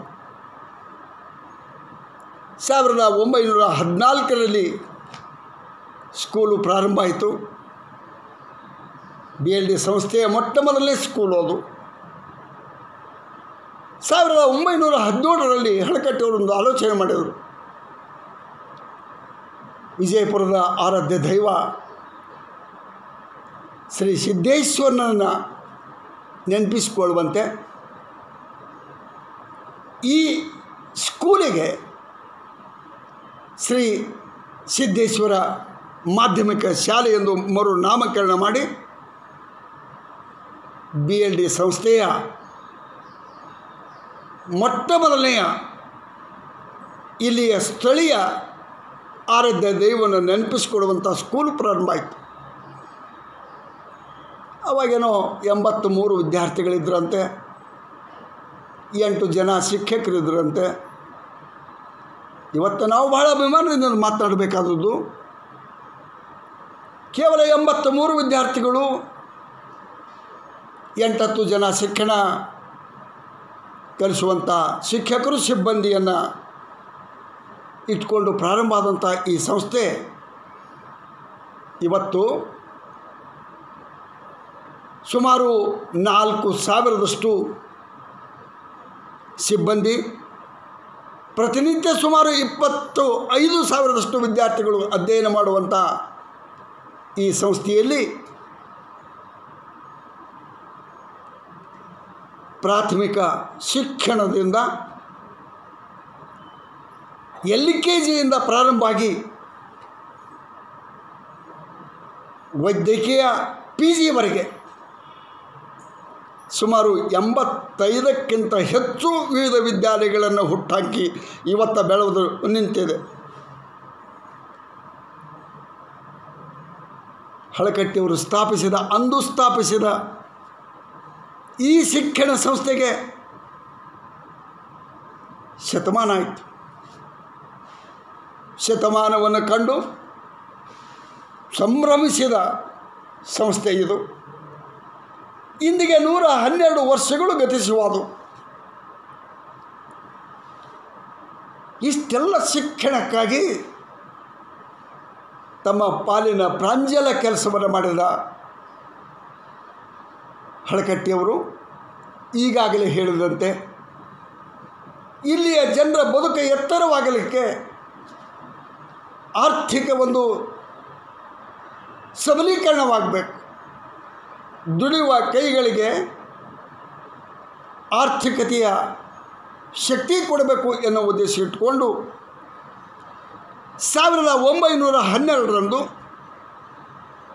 ಹಳಕಟ್ಟಿಯವರು ಶ್ರೀ ಸಿದ್ದೇಶ್ವರ ಅರ್ಬನ್ ಕೋಆಪರೇಟಿವ್ ಬ್ಯಾಂಕನ್ನು ಸ್ಥಾಪಿಸಿದರು. ಷೇರು ಬಂಡಾರನ್ನು ವಿಜಯಪುರದ ಓಣಿಗಳಲ್ಲಿ ತಿರುಗಾಡಿ ₹1 ಅಂತೆ ಜನರಿಂದ ಕಾಡಿ ಬೇಡಿ ತಗೊಂಡು ಲಾಟ್ರಿ ಯೋಜನೆಯ ಮೂಲಕ ₹1 ವಂತಿಗೆಯನ್ನು ಕಲೆಕ್ಷನ್ ಮಾಡಿ ಷೇರು ಬಂಡವಾಳ ಬ್ಯಾಂಕಿಗೆ ಒದಗಿಸಿಕೊಟ್ಟು 1912ರಲ್ಲಿ ವಿದ್ಯುಕ್ತವಾಗಿ Shri Siddeshwara urban cooperative bank ಸ್ಥಾಪನೆಯಾಯಿತು. ಇವತ್ತ ಕರ್ನಾಟಕದಲ್ಲಿ ನಂಬರ್ 1 ಬ್ಯಾಂಕ್ ಎಂದು ಖಾಸಗಿ ವಲಯದಲ್ಲಿ 106 ಕೋಟಿ ವ್ಯವಹಾರ ನಡೆಯುವಂಥ ಒಂದು ಬೃಹತ್ ಬ್ಯಾಂಕನ್ನು ಕಟ್ಟಿಸಿದ ಕೀರ್ತಿ ಹಳಕಟ್ಟಿಯವರಿಗೆ ಸಲ್ಲಬೇಕು. ಇದು ಆದಮೇಲೆ ಅವರು ಹಳಕಟ್ಟಿಯವರು ಸ್ಥಾಪಿಸಿದ ಹಲವಾರು ಸಂಘ ಸಂಸ್ಥೆಗಳನ್ನು ನಾವು ಸ್ಮರಿಸಿಕೊಳ್ಳಬೇಕು. ಹಳಕಟ್ಟಿಯವರು NDPMN ಬರಗಾಲ ನಿವಾರಣಾ ಕೇಂದ್ರವನ್ನು ಪ್ರಾರಂಭಿಸಿದರು. ನಗರದ ಮಧ್ಯಭಾಗದಲ್ಲಿ ಹೃದಯ ಭಾಗದಲ್ಲಿ ಬರಗಾಲ ನಿವಾರಣಾ ಕೇಂದ್ರ ಇವತ್ತಿಗೂ ನಾವು ಕಾಣುತ್ತೇವೆ. ಅದರ ಮುಖಾಂತರ ಬಿಜಾಪುರ ಜಿಲ್ಲೆಯ ಕೃಷಿಕರ ಹೊಲಗಳಲ್ಲಿ ಮಳೆಗಾಲದಲ್ಲಿ ಹರಿದು ಹೋಗುತ್ತಿರುವ ನೀರನ್ನು ತಡೆಯಲು ಒಡ್ಡುಗಳನ್ನು ಪ್ರಾರಂಭಿಸಿದರು. ಆ ಸಂಸ್ಥೆಯ ಮೂಲಕ ಸರ್ಕಾರದಲ್ಲಿ ಒಡ್ಡುಗಳಿಂದ ಏನು ಪ್ರಯೋಜನ ಅನ್ನೋದು ತಿಳಿಸಿಕೊಟ್ಟವರು ಹಳಕಟ್ಟಿಯವರು. ಸರ್ಕಾರ ಒಂದು ಪ್ರತ್ಯೇಕವಾದಂಥ ಖಾತೆಯನ್ನೇ ವಿಭಾಗವನ್ನೇ ಸಾಯಿಲ್ ಕಾನ್ಸರ್ವೇಷನ್ ಎಂದು ಡಿಪಾರ್ಟ್ಮೆಂಟ್ ಪ್ರಾರಂಭ ಮಾಡಿದರು. ಬರಗಾಲ ನಿವಾರಣೆಗಾಗಿ ಕೈಗೊಳ್ಳುವ ಕ್ರಮವನ್ನು ಹಳಕಟ್ಟಿಯವರು ಮಾರ್ಗದರ್ಶನ ಮಾಡಿದರು. ಒಕ್ಕಲುತನದ ಕೃಷಿ ಕೇಂದ್ರಗಳನ್ನು ಸಂಘಗಳನ್ನು ನೇಕಾರರ ಅಭಿವೃದ್ಧಿಗಾಗಿ ಸಂಘವನ್ನು ಸ್ಥಾಪನೆ ಮಾಡಿದರು. ಅಷ್ಟೇ ಅಲ್ಲ, ಅಂದಿನ ಜನಸಂಖ್ಯೆಗೆ ಅನುಗುಣವಾಗಿ ಕುಡಿಯುವ ನೀರಿನ ವ್ಯವಸ್ಥೆ ಮಾಡುವ ಆಲೋಚನೆ ಅವರ ತಲೆಯಲ್ಲಿ ಬಂದು ಭೂತ್ನಾಳದಲ್ಲಿ ಒಂದು ಕೆರೆಯನ್ನು ಕಟ್ಟಿಸಬೇಕು ಎನ್ನುವ ಆಲೋಚನೆ ಬಂದು ಒಂದು ಬ್ಲೂ ಪ್ರಿಂಟ್ ನೀಲನಕ್ಷೆಯನ್ನು ಸಿದ್ಧ ಮಾಡಿ ಸರ್ ವಿಶ್ವೇಶ್ವರಯ್ಯನವರಿಗೆ ಅದನ್ನು ತೋರಿಸಿದ್ರು, ಕೊಟ್ಟರು. ಇವರ ನೀಲನಕ್ಷೆಯನ್ನು ನೋಡಿ ವಿಶ್ವೇಶ್ವರಯ್ಯನವರು ಭೂತ್ನಾಳದಲ್ಲಿ ಆ ಪ್ರದೇಶದಲ್ಲಿ ಭೂತ್ನಾಳ ಕೆರೆಯನ್ನು ಕಟ್ಟಿಸಿದರು. ಒಂದು ಮಾತನ್ನು ನಾನು ಹೇಳ್ತೇನೆ, ಹಳಕಟ್ಟಿಯವರು ಯಾವ ಕೆಲಸಕ್ಕೆ ತಮ್ಮ ಹಸ್ತಗಳನ್ನು ಇಟ್ಟಿದ್ದಾರೋ, ಯಾವ ಹಸ್ತಗಳಿಂದ ಕಾರ್ಯ ಪ್ರಾರಂಭವಾಗಿಯೋ, ಹಳಕಟ್ಟಿಯವರ ಕೈ ಹತ್ತಿದ ಪ್ರತಿಯೊಂದು ಸಂಘ ಸಂಸ್ಥೆಗಳು ಶತಮಾನೋತ್ಸವನ ಆಚರಣೆ ಮಾಡಿದ್ದು ನಾವು ಗಮನಿಸಬೇಕು. ಇಂಥ ಸಂಘಟನೆಗಳು ಶತಮಾನವನ್ನು ಕಾಣ್ತಾವಂದರೆ ಇಚ್ಛಾಶಕ್ತಿ ಅವರಲ್ಲಿತ್ತು, ಪ್ರಾಂಜಲವಾದಂಥ ಬದುಕಿತ್ತು, ಸ್ವಚ್ಛವಾದಂಥ ಕೈಗಳಿದ್ದು. ಆ ಇಚ್ಛಾಶಕ್ತಿ, ಆ ಒಂದು ಪ್ರಾಂಜಲತೆ, ಆ ಒಂದು ಸ್ವಚ್ಛತೆಯಿಂದ ಅವರು ಮಾಡಿದ ಒಂದೊಂದು ಕೆಲಸಗಳೆಲ್ಲ ಶತಮಾನವನ್ನು ಕಂಡಂಥ ಕೆಲಸಗಳು. ಈ ರೀತಿಯಾಗಿ ಹಳಕಟ್ಟಿಯವರು ಸಾಮಾಜಿಕ ಕಾರ್ಯಗಳನ್ನು ಮಾಡುತ್ತಾ ಅವರು ತಾವು ಕಂಡ ಕನಸವನ್ನೆಲ್ಲ ಸಾಕಾರಗೊಳಿಸುತ್ತಾ ಬದುಕನ್ನು ಸಾರ್ಥಕಗೊಳಿಸಿಕೊಳ್ಳುವ ಹೊತ್ತಿಗೆ ಎರಡನೆಯದರಲ್ಲಿ ಹಳಕಟ್ಟಿಯವರ ಅತಿ ದೊಡ್ಡ ಸ್ಮರಣೀಯ ಕಾರ್ಯವನ್ನು ನಾನು ಇವತ್ತಿನ ದಿವಸ ತಮ್ಮ ಮುಂದೆ ಹೇಳ್ತೇನೆ. ಬಂಧುಗಳೇ, ಹಳಕಟ್ಟಿಯವರನ್ನು ಬಿಜಾಪುರಕ್ಕೆ ಕಳಿಸಿಕೊಡ್ಲಿಕ್ಕೆ ಪ್ರೇರಿಸಿದರು ಅವರ ಮಾವ ತಮ್ಮಣ್ಣಪ್ಪ ಚಿಕ್ಕೋಡಿಯವರು. ಬಹುಶಃ ತಮ್ಮಣ್ಣಪ್ಪ ಚಿಕ್ಕೋಡಿಯವ್ರ ಮನಸ್ಸಿನಲ್ಲಿ ಇತ್ತೋ ಏನೋ ಗೊತ್ತಿಲ್ಲ ನನಗೆ. ಶರಣರ ಸ್ಥಳ, ಶರಣರ ನಾಡು ಎನಿಸ್ಕೊಂಡಂಥ ವಿಜಯಪುರಕ್ಕೆ ತಮ್ಮ ಅಳಿಯ ಫಕೀರ ಹೋಗಬೇಕು, ಅಲ್ಲಿ ವಕೀಲಿ ವೃತ್ತಿ ಮಾಡೋದ್ರ ಜೊತೆಗೆ ಶರಣ ಸಾಹಿತ್ಯದ ಕೆಲಸವನ್ನು ಮಾಡಬೇಕು. ಆ ಶರಣರ ಕರೆಯಿಂದ ಹಳಕಟ್ಟಿಯವರು ಬಿಜಾಪುರದಲ್ಲಿ ಬಂದು ನೆಲೆಸಲಿಕ್ಕೆ ಕಾರಣವಾಗಿರ್ಬೋದು ತಿಳ್ಕೊಂಡ ನಂತರಕ್ಕೆ 1904ರಲ್ಲಿ ಹಳಕಟ್ಟಿಯವರನ್ನು ವಿಜಾಪುರಕ್ಕೆ ಬಂದರು. 1901 ಆ ಇಸ್ವಿಯಿಂದ 1920ರ ಕಾಲಾವಧಿ ಹಳಕಟ್ಟಿಯವರು ವಚನ ಪಿತಾಮಹ, ವಚನ ಗುಮ್ಮಟ ಎನ್ನುವ ಸಾರ್ಥಕ ಹೆಸರಿಗೆ ಭಾಜನರಾಗುವ ಒಂದು ಕಾಲಘಟ್ಟ ಅದು. ಹಳಕಟ್ಟಿಯವರು 1901ರಲ್ಲಿ ಧಾರವಾಡದಲ್ಲಿ ಮಾರಣಾಂತಿಕ ಕಾಯಿಲೆ ಪ್ರಾರಂಭ ಆದಾಗ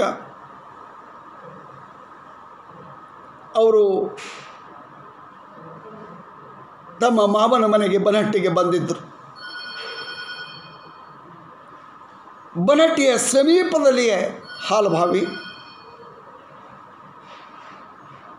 ವೀರಭದ್ರಪ್ಪನವರ ಊರು. ಹಾಲಭಾವಿ ವೀರಭದ್ರಪ್ಪನವರು ಬನಹಟ್ಟಿಯಲ್ಲಿರುವಂಥ ಫಕೀರಪ್ಪ ಹಳಕಟ್ಟಿಯವರಿಗೆ ಆಗಾಗ ಕಾಣ್ತಿದ್ದರು. ಒಂದು ಸಲ ಗೋಠೆ ಗ್ರಾಮದಲ್ಲಿ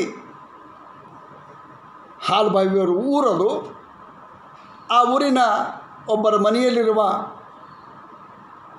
ಕೆಂಪು ವಸ್ತ್ರದಲ್ಲಿ ಕಟ್ಟಿ ಪ್ರತಿನಿತ್ಯ ವಿಭೂತಿ ಕುಂಕುಮ ಹಚ್ಚಿ ನೀರು ಹೆಚ್ಚಿ ಹುಳ ಹುಪ್ಪಡಿಗೆ ಆರವಾಗುತ್ತಿರುವಂಥ ಜಗಲಿಯ ಮೇಲಿಟ್ಟಿರುವ ಕಟ್ಟೆಗಳು ಕಣ್ಣಿಗೆ ಬಿದ್ದು ಆ ವೀರಭದ್ರಪ್ಪ ಹಾಲಭಾವಿಯವರು ಅವುಗಳನ್ನು ನೋಡಲಿಕ್ಕೆ ಹಳಕಟ್ಟಿಯವರಿಗೆ ಕೊಟ್ಟರು. ಹಳಕಟ್ಟಿಯವರು ಅದನ್ನು ಬಿಚ್ಚಿ ನೋಡಿದರು. ಅದರಲ್ಲಿ 2 ಹಸ್ತಪ್ರತಿಗಳಿದ್ದು, ಒಂದು ಗಣಭಾಷಾ ರತ್ನಮಾಲೆ, ಇನ್ನೊಂದು ಪ್ರಭುಲಿಂಗ ಲೀಲೆ. ಈ 2 ಹಸ್ತಪ್ರತಿಗಳನ್ನು ನೋಡಿ ಇಂಥ ಹಸ್ತಪ್ರತಿಗಳನ್ನು ಸಂಗ್ರಹಿಸಬೇಕು ಎನ್ನುವುದು 1901ರಲ್ಲಿ ಅವರ ತಲೆಯಲ್ಲಿ ಬಂತು. ಯೋಗ ಎನ್ನುವಂತೆ ಅವರು 1904ರಲ್ಲಿ ವಿಜಯಪುರಕ್ಕೂ ಬಂದರು. ಅವರಿಗೆ ಈ ಹಸ್ತಪ್ರತಿಯ ಸಂಗ್ರಹ ಮಾಡುವಂಥ ಉತ್ಕಟವಾದ ಬಯಕೆ ಉಂಟಾಗಿ ಮನೆಗೆ ಮಠಗಳಿಗೆ ತಿರುಗಾಡಿದರು. ಕಲ್ಯಾಣ ಕ್ರಾಂತಿಯ ಸಂದರ್ಭದಲ್ಲಿ ಬಿಜ್ಜಳನ ಸೈನಿಕರ ಕೈಯಲ್ಲಿ ಸಿಕ್ಕು ಒಂದಿಷ್ಟು ಹಾಳಾಗಿ ಹೋಗಿತ್ತು. ಅಳಿದುಳಿದ ಸಾಹಿತ್ಯದ ಕಟ್ಟುಗಳನ್ನು ಚೆನ್ನಬಸವಣ್ಣನವರ ನೇತೃತ್ವದಲ್ಲಿ ಮಡಿವಾಳ ಮಾಸ್ದೇವ, ಕನಗಮ್ಮ, ಉಳುವಿಯ ಆ ದಂಡಕಾರಣ್ಯದಲ್ಲಿ ತಂದು ಅವುಗಳನ್ನು ಬಚ್ಚಿಟ್ಟರು. ಕಾಲಾಂತರದಲ್ಲಿ ಕೈಗೆ ಸಿಕ್ಕವರೆಲ್ಲ ಅದನ್ನು ತೆಗೆದುಕೊಂಡು ತಮ್ಮ ಮನೆಯಲ್ಲೇ ಒಯ್ದು ಜಗಲಿ ಮೇಲಿಟ್ಟು ಪೂಜೆ ಪುನಸ್ಕಾರ ಮಾಡಿದರು. ಅಂಥ ಸಾಹಿತ್ಯವನ್ನು ಹುಡುಕಬೇಕು, ಸಂಶೋಧನೆ ಮಾಡಬೇಕು ಅನ್ನುವ ಉತ್ಕಟ ಇಚ್ಛೆಯಿಂದ ಅವರ ವಕೀಲಿ ವೃತ್ತಿಯ ಜೊತೆಗೆ ಅವರು ಸಂಗ್ರಹದ ಕಾರ್ಯಕ್ಕೆ ಅವರು ತೊಡಗಿದರು. ಮನ್ಸಾಲೆಯವರ ಮನೆಯಲ್ಲಿ ಅವರಿಗೆ ಸಾಕಷ್ಟು ವಿಪುಲವಾದಂಥ ಶರಣರ ತಾಡೋಲೆಗಳು, ಹಸ್ತಪ್ರತಿಗಳು ಅವರಿಗೆ ಸಿಕ್ಕು. ಅವರು ತಾಡೋಲೆ ಮೊಟ್ಟ ಮೊದಲು ನೋಡಿದ್ದು ಗೋಟೆ ಊರಿನಿಂದ ತಂದಂಥ ಆ 2 ಗ್ರಂಥಗಳಲ್ಲಿ ಅವರು ಕಂಡದ್ದು. ಮೊಟ್ಟ ಮೊದಲು ಅವರು ತಾಡೋಲೆ ನೋಡಿದ್ದು, ಆಕರ್ಷಣೆಗೆ ಒಳಗಾದದ್ದು. ಹೀಗೆ ಅವರು ಇಡೀ 1901, 1920 ಈ 20 ವರ್ಷಗಳ ಕಾಲಾವಧಿಯಲ್ಲಿ ಹಳಕಟ್ಟಿಯವರು ಸಂಗ್ರಹಿಸಿದ್ದು ಆಶ್ಚರ್ಯಪಡಬೇಕು. ಒಬ್ಬ ವ್ಯಕ್ತಿ ಈ 20 ವರ್ಷಗಳ ಕಾಲಾವಧಿಯಲ್ಲಿ 1000 ಹಸ್ತಪ್ರತಿಗಳನ್ನು ಅವರು ಸಂಗ್ರಹ ಮಾಡಿದರು,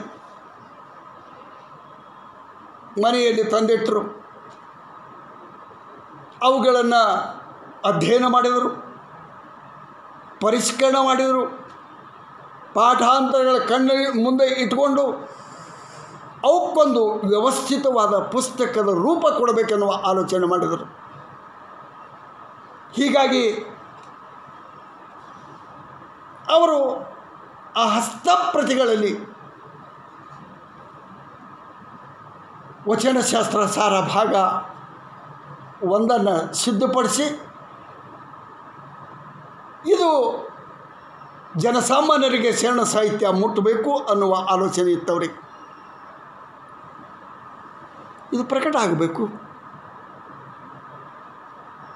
ಆರ್ಥಿಕ ದೃಷ್ಟಿಯಿಂದಂತೂ ಹಳಕಟ್ಟಿಯವರು ಭಾಳ ಬಡವರಾಗಿದ್ದರು. ನಿಮ್ಮ ತಲೆಯಲ್ಲಿ ಹುಟ್ಟಬಹುದು, ಒಬ್ಬ ವಕೀಲ ಎನಿಸ್ಕೊಂಡವರು ಅವರು ಬಡವರೇ ಆಗ ಸುಖವಾಗಿ ಜೀವನ ಮಾಡಿರಬಹುದು ತಿಳ್ಕೊಂಡು ನಿಮ್ಮ ತಲೆಯಲ್ಲಿ ಬರ್ಬೋದು. ಇಲ್ಲ, ಅವರ ತಾಯಿ ತಂದೆ ಇಟ್ಟ ಹೆಸರು ಅಂಕಿತ ನಾಮವಾಗಿದ್ದಂಥ ಫಕೀರ ಅವರ ಬದುಕಿನುದ್ದಕ್ಕೂ ಕೂಡ ಅವರು ಫಕೀರರಾಗಿ ಬದುಕಿದರು. ಪ್ರಾಮಾಣಿಕವಾಗಿ ವೃತ್ತಿ ಮಾಡಿದರು. ಒಂದಿಷ್ಟು ಹಣ ಸಂಪಾದನೆ ಮಾಡಿ ಒಂದು ಚಿಕ್ಕ ಮನೆಯನ್ನು ಕಟ್ಟಿಸಿಕೊಂಡರು. ಯಾವಾಗ ಈ ಶರಣ ಸಾಹಿತ್ಯದ ಸಂಶೋಧನೆಗೆ ಪರಿಷ್ಕರಣಕ್ಕೆ ತೊಡಗಿದರೋ ವಕೀಲಿ ವೃತ್ತಿಯ ಕಡೆಗೆ ಅವರು ಮನಸ್ಸೇ ಹೋಗಲಿಲ್ಲ. ಈ 1921 ಸಂದರ್ಭದಲ್ಲಿ ವಚನಶಾಸ್ತ್ರ ಸಾರ ಭಾಗ 1 ಪ್ರಕಟಣೆಗಾಗಿ ಸಿದ್ಧಪಡಿಸಿಕೊಂಡು ಹಳಕಟ್ಟಿಯವರು ಅವತ್ತಿನ ಸುಪ್ರಸಿದ್ಧ ಮಷಿನರಿ ಪ್ರಕಾಶನ ಸಂಸ್ಥೆ ಮಂಗಳೂರಿನಲ್ಲಿತ್ತು. ಆ ಪ್ರಕಾಶನ ಸಂಸ್ಥೆಗೆ 500 ರೂಪಾಯಿ ಮುಂಗಡವನ್ನು ಕೊಟ್ಟು ಹಸ್ತಪ್ರತಿಯನ್ನು ಪ್ರಕಟ ಮಾಡಲಿಕ್ಕೆ ಕಳಿಸ್ಕೊಟ್ರು. 6 ತಿಂಗಳವರೆಗೆ ಭಾಷೆಲ್ ಮಿಷನ್ ಸಂಸ್ಥೆ, ಪ್ರಕಾಶನ ಸಂಸ್ಥೆ ತಮ್ಮಲ್ಲಿಟ್ಕೊಂಡು 6 ತಿಂಗಳ ತರುವಾಯ ಮರಳಿ ಕಳಿಸ್ಕೊಟ್ರು. ಹಳಕಟ್ಟಿಯವರೇ, ನಾವು ನಿಮ್ಮ ವಚನಶಾಸ್ತ್ರ ಸಾರವನ್ನು ಪ್ರಕಟ ಮಾಡುವುದಿಲ್ಲ. ಯಾಕಂದ್ರೆ ನಿಮ್ಮ ಧರ್ಮದ ವಿಚಾರಗಳನ್ನು ನಾವು ಪ್ರಕಟ ಮಾಡಿದರೆ ನಮ್ಮ ಧರ್ಮಕ್ಕೆ ಪೆಟ್ಟು ಬೀಳುತ್ತದೆ. ದಯವಿಟ್ಟು ನೀವು ಕಳಿಸಿದ 500 ರೂಪಾಯಿ ಮುಂಗಡ ಹಣ ಮತ್ತು ಹಸ್ತಪ್ರತಿಯನ್ನು ನಾವು ಕಳಿಸಿದ್ದೇವೆ, ಸ್ವೀಕಾರ ಮಾಡಬೇಕು ತಿಳ್ಕೊಂಡು ತಿಳಿಸಿದರು. ಪ್ರಾರಂಭದಲ್ಲಿ ನಿರಾಶೆ ಆಯಿತು. ಇದು ಪ್ರಕಟ ಹೇಗೆ ಮಾಡಬೇಕು ಅನ್ನುವ ಆಲೋಚನೆ ಅವ್ರ ತಲೆಯಲ್ಲಿ ಬಂತು. ಆವಾಗ 1921 ಸಂದರ್ಭದಲ್ಲಿ ಆಕಸ್ಮಿಕವಾಗಿ ಹಳಕಟ್ಟಿಯವರು ವಚನಶಾಸ್ತ್ರ ಸಾರ ತಮ್ಮ ಮಾವ ತಮ್ಮಣ್ಣಪ್ಪ ಚಿಕ್ಕೋಡಿ ಇವರಿಗೆ ಕೊಟ್ಟಿದ್ದರು. ಮಾವ ಅದನ್ನು ಓದಿ ಭಾಳ ಖುಷಿಪಟ್ಟು ಹಾನಗಲ್ ಕುಮಾರಸ್ವಾಮಿಗಳ ಮುಂದೆ ಈ ವಿಷಯವನ್ನು ತಿಳಿಸಿದರು. ಆಗಿನ ಸಮಕಾಲೀನ ವಿದ್ವಾಂಸರಿಗೆ ಅದನ್ನು ತೋರಿಸಿದಾಗ ಅವರು ಭಾಳ ಮೆಚ್ಚಿಕೊಂಡು ಇವರನ್ನು ಕಾಣಲಿಕ್ಕೆ ಹಾನಗಲ್ ಕುಮಾರಸ್ವಾಮಿಗಳು, ಬಾಗಲಕೋಟೆಯ ಮುರುಗಯ್ಯ ಜಂಗಿನವರು, ಒಂದು 4-6 ಜನ ಕೂಡಿಕೊಂಡು ವಿಜಯಪುರಕ್ಕೆ ಆಗಮಿಸಿದರು. ಗಂಗಪ್ಪ ದೇಸಾಯಿಯವರ ಮನೆಯಲ್ಲಿ ಇಳ್ಕೊಂಡ್ರು. ಹಳಕಟ್ಟಿಯವರನ್ನ ಕಂಡರು. ಉತ್ಕೃಷ್ಟವಾದಂಥ ಒಂದು ಗ್ರಂಥವನ್ನು ನೀವು ರಚನೆ ಮಾಡಿರಿ, ಶರಣರ ಮೇಲೆ ಬೆಳಕನ್ನು ಅಗಾಧವಾಗಿ ನೀವು ಪ್ರಸಾರ ಮಾಡಲಿಕ್ಕೆ ಪ್ರಯತ್ನ ಪಟ್ಟಿರಿ, ಇದು ಪ್ರಕಟ ಆಗಬೇಕು ಅನ್ನುವ ಆಲೋಚನೆ.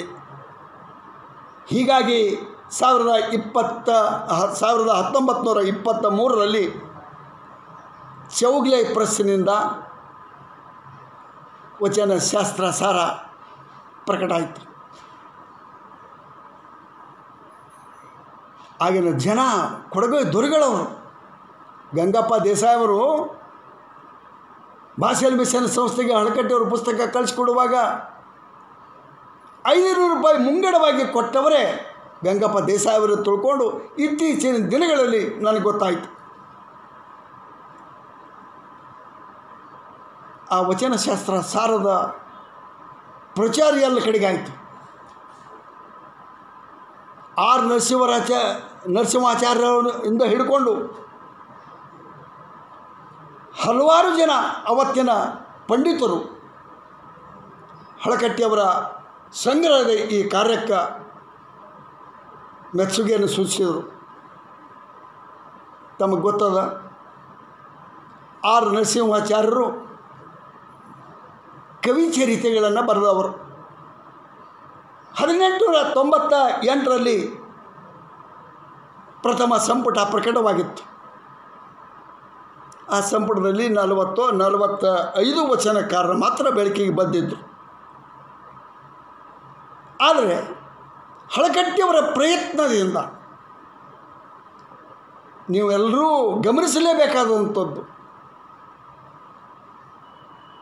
ಕೇವಲ 40-45 ವಚನಕಾರರು ಅಂದಿನ ದಿನಮಾನಗಳಲ್ಲಿ 19ನೇ ಶತಮಾನದ ಕೊನೆಯ ಭಾಗದಲ್ಲಿ ಪ್ರಚಾರದಲ್ಲಿದ್ದರು. ಭಾಳಂದರೆ ಪ್ರಭುದೇವ, ಬಸವಣ್ಣ, ಅಕ್ಕಮಾದೇವಿ, ಚನ್ನಬಸವಣ್ಣ, ಹೀಗೆ 40-45 ಜನ ಮಾತ್ರ ವಚನಕಾರರು ಎಂದು ಪ್ರಚಾರದಲ್ಲಿತ್ತು, ಜನರಿಗೆ ಪರಿಚಯ ಇತ್ತು. ಆದರೆ ಹಳಕಟ್ಟಿಯವರ ಆ 20 ವರ್ಷದ ಶ್ರಮ ಅದು ಚಾರಿತ್ರಿಕವಾದಂಥ ಒಂದು ಸಂಗತಿ. ಅದು ಅವರ ಪರಿಶ್ರಮದಿಂದ ಸುಮಾರು 250 ವಚನಕಾರರು ಬೆಳಕಿಗೆ ಬಂದರು.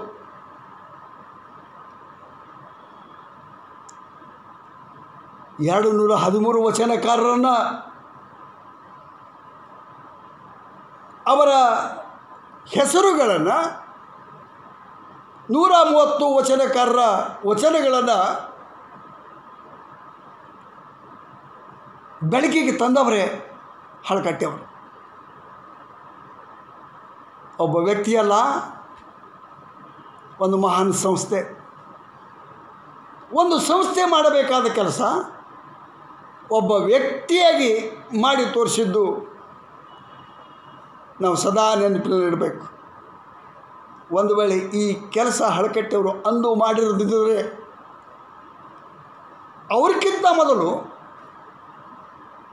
ವಚನ ಸಾಹಿತ್ಯದ ಸಂಕಲನ ಕಾರ್ಯ ನಡೆದಿತ್ತು ಅನ್ನೋದು ನಾನು ಒಪ್ಕೊಳ್ತೇನೆ. ಪ್ರೌಢ ದೇವರಾಯನ ಕಾಲಕ್ಕೆ 101 ವಿರಕ್ತರು ವಚನ ಸಂಕಲನ ಮಾಡಿ ಅಂದಿನ ದಿನಮಾಲೆಯಲ್ಲಿ ಶೂನ್ಯ ಸಂಪಾದನೆ ಹೊರಗೆ ಬಂದಿದ್ದು. ಆದರೆ 250 ವಚನಕಾರರ ಹೆಸರುಗಳನ್ನು, ಅವರ ಚರಿತ್ರೆಯನ್ನು, ಆ ವಚನಗಳನ್ನು ಬೆಳಕಿಗೆ ತಂದಂಥ ಕೀರ್ತಿ ಹಳಕಟ್ಟಿಯವರಿಗೆ ಸಲ್ಲಬೇಕು. ಹೀಗಾಗಿ ಅವರು ವಚನ ಗುಮ್ಮಟ, ಹೀಗಾಗಿ ಅವರು ವಚನ ಪಿತಾಮಹ. ತಾವು ವಚನಗಳನ್ನು ಬರೆದಿಲ್ಲ, ವಚನಗಳ ಸಂಗ್ರಹ ಮಾಡಿದ್ದು ಭಾಳ ದೊಡ್ಡ ಕೆಲಸ. ಕತ್ತಲೆಯ ಗರ್ಭದಲ್ಲಿ ಹಾಳಾಗಿ ಹೋಗುತ್ತಿರುವ ವಚನ ಸಾಹಿತ್ಯವನ್ನು ಕಾಡಿಬೇಡಿ ಸಂಗ್ರಹ ಮಾಡಿದರು. 250 ವಚನಕಾರರನ್ನು ಬೆಳಕಿಗೆ ತಂದರು. ಇಲ್ಲಾದರೆ ಇಲ್ಲಿಯವರೆಗೂ ನಮಗೆ ವಚನ ಸಾಹಿತ್ಯ ಇನ್ನೂ ಕತ್ತಲಲ್ಲಿ ಉಳಿಯಬಹುದಾಗಿತ್ತೋ ತಿಳ್ಕೊಂಡು ನನಗೆ ಅನ್ನಿಸ್ತದ. ವಚನಶಾಸ್ತ್ರ ಸಾರ ಪ್ರಕಟವಾದ ಮೇಲೆ ಹಳಕಟ್ಟಿಯವರು ಒಂದು ಆಲೋಚನೆ ಮಾಡಿದರು. ಮನೆಯಲ್ಲಿರುವಂಥ ಸಾವಿರಾರು ಪ್ರತಿಗಳನ್ನು ಪರಿಷ್ಕರಿಸಿ ಪುಸ್ತಕ ರೂಪದಲ್ಲಿ ಹೊರಗೆ ತರಬೇಕು. ಪದೇ ಪದೇ ಜನರಿಗೆ ಕೈ ಒಡ್ಡೋದು ಬೇಡ. ನಾನೇ ಸ್ವತಃ ಒಂದು ಪ್ರಿಂಟಿಂಗ್ ಪ್ರೆಸ್ಸು ಸ್ಥಾಪಿಸಬೇಕು ಎಂದು ಆಲೋಚನೆ ಮಾಡಿದರು. ಅಷ್ಟೊತ್ತಿಗೆ ತಾವು ಪ್ರಾಮಾಣಿಕವಾಗಿ ಗಳಿಸಿದ ಕಟ್ಟಿಕೊಂಡಂಥ ಒಂದು ಮನೆಯನ್ನು ಮಾರಾಟ ಮಾಡಿದರು. ವೈಯಕ್ತಿಕ ಸುಖಕ್ಕಾಗಿ ಅಲ್ಲ, ಶರಣರ ಮಾತುಗಳು, ಶರಣರ ವಚನಗಳು, ಶರಣರ ಸಿದ್ಧಾಂತಗಳು ಜನರ ಮನೆಗೆ ಮುಟ್ಟಬೇಕು ಅನ್ನುವ ಉದ್ದೇಶ ಇಟ್ಕೊಂಡು ಹಳಕಟ್ಟಿಯವರು ಮನೆ ಮಾರಾಟ ಮಾಡಿದರು. ಲೌಕಿಕ ಸುಖ ಯಾವುದೂ ಬೇಡ ಅಂದರು. ಕರಿಯ ನಿತ್ತಡೆ ಒಲ್ಲೆ, ಸಿರಿಯ ನಿತ್ತಡೆ ಒಲ್ಲೆ, ಹಿರಿದಪ್ಪ ರಾಜ್ಯವನಿತ್ತಡೆ ಒಲ್ಲೆ. ಕರಿಯ ನಿತ್ತಡೆ ಒಲ್ಲೆ, ಸಿರಿಯ ನಿತ್ತಡೆ ಒಲ್ಲೆ, ಹಿರಿದಪ್ಪ ರಾಜ್ಯವನಿತ್ತಡೆ ಒಲ್ಲೆ. ನಿಮ್ಮ ಶರಣರ ಸುಳ್ಳು ನುಡಿಯನ್ನು ಒಂದು ಅರಗಳಿಯ ನಿತ್ತಡೆ, ನಿಮ್ಮ ನಿತ್ಯ ಕಾಣ ರಾಮನಾಥ. ದಾಸಿ ಮಾರರ ಈ ವಚನಕ್ಕೆ ಸಾಕ್ಷಿಯಾಗಿ ನಿಲ್ಲುವವರು ಹಳಕಟ್ಟಿ ಫಕೀರಪ್ಪನವರು. ಮನೆ ಮಾರಾಟ ಮಾಡಿದರು. ಬಂದ ಹಣದಲ್ಲಿ ಹಿತಚಿಂತಕ ಮುದ್ರಣ ಯಂತ್ರವನ್ನು ಖರೀದಿ ಮಾಡಿ ಅದಕ್ಕೆ ಹೆಸರಿಟ್ಟರು. 1925ರಲ್ಲಿ ಪ್ರಿಂಟಿಂಗ್ ಪ್ರೆಸ್ಸು ಪ್ರಾರಂಭ ಮಾಡಿದರು. ಆವಾಗಿನ ಕಾಲದಲ್ಲಿ ಬಳಿ ಜೋಡಿಸಿ ಪುಸ್ತಕ ಪ್ರಿಂಟ್ ಮಾಡಬೇಕು, ಹ್ಯಾಂಡಲ್ ಹೊಡಿಬೇಕು, ಪ್ಯಾಡಲ್ ಹೊಡಿಬೇಕು. ಸ್ವತಃ ಹಳಕಟ್ಟಿಯವರು ಆ ಕಾರ್ಯವನ್ನು ಮಾಡುತ್ತಾ ಆ ಕಡೆಗೆ ವಕೀಲಿ ವೃತ್ತಿಯನ್ನು ಬಿಟ್ಟು ಮನೆ ಮಾರಾಟ ಮಾಡಿ ಶರಣ ಸಾಹಿತ್ಯದ ಸೇವೆಯನ್ನು ಅವರು ಮಾಡಲಿಕ್ಕೆ ಪಣ ತೊಟ್ಟರು. ಭಾಳ ದೊಡ್ಡ ಯಶಸ್ವಿ ಆದರು. 1925ರಲ್ಲಿ ಪ್ರಿಂಟಿಂಗ್ ಪ್ರೆಸ್ ಹಾಕಿ ಅವರು ಮುಂದಿನ ಹಸ್ತಪ್ರತಿಗಳನ್ನೆಲ್ಲ ಪರಿಷ್ಕರಣೆ ಮಾಡುತ್ತಾ ಪುಸ್ತಕಗಳ ಪ್ರಕಟ ಮಾಡಬೇಕು. ಅದಕ್ಕೊಂದು ಪ್ರಕಾಶನ ಸಂಸ್ಥೆ ಪ್ರಾರಂಭ ಮಾಡಿಕೊಂಡ್ರು. ಆನಂತರ ಅವರ ತಲೆಯಲ್ಲಿ ಬಂದದ್ದು ಒಂದು ಆಲೋಚನೆ, ಇವೆಲ್ಲ ಜನಸಾಮಾನ್ಯರಿಗೆ ಮುಟ್ಟಬೇಕಾದರೆ ಒಂದು ಪತ್ರಿಕೆ ಬೇಕು. 1926 ಫೆಬ್ರವರಿ 1 ಶಿವಾನುಭವ ಎಂಬ ಹೆಸರನ್ನಿಟ್ಟು ಒಂದು ಪತ್ರಿಕೆ ಪ್ರಾರಂಭ ಮಾಡಿದರು. ನಾವು ಆಶ್ಚರ್ಯ ಪಡಬೇಕು. ಹಳಕಟ್ಟಿಯವರು ಪ್ರಾರಂಭಿಸಿದ ಬ್ರಿಟಿಷ್ ಕಾಲದ ಪತ್ರಿಕೆ ಅದು. ಬ್ರಿಟಿಷರು ನಮ್ಮನ್ನು ಆಳುತ್ತಿರುವ ಸಂದರ್ಭದಲ್ಲಿ ಪ್ರಾರಂಭ ಮಾಡಿದ ಪತ್ರಿಕೆ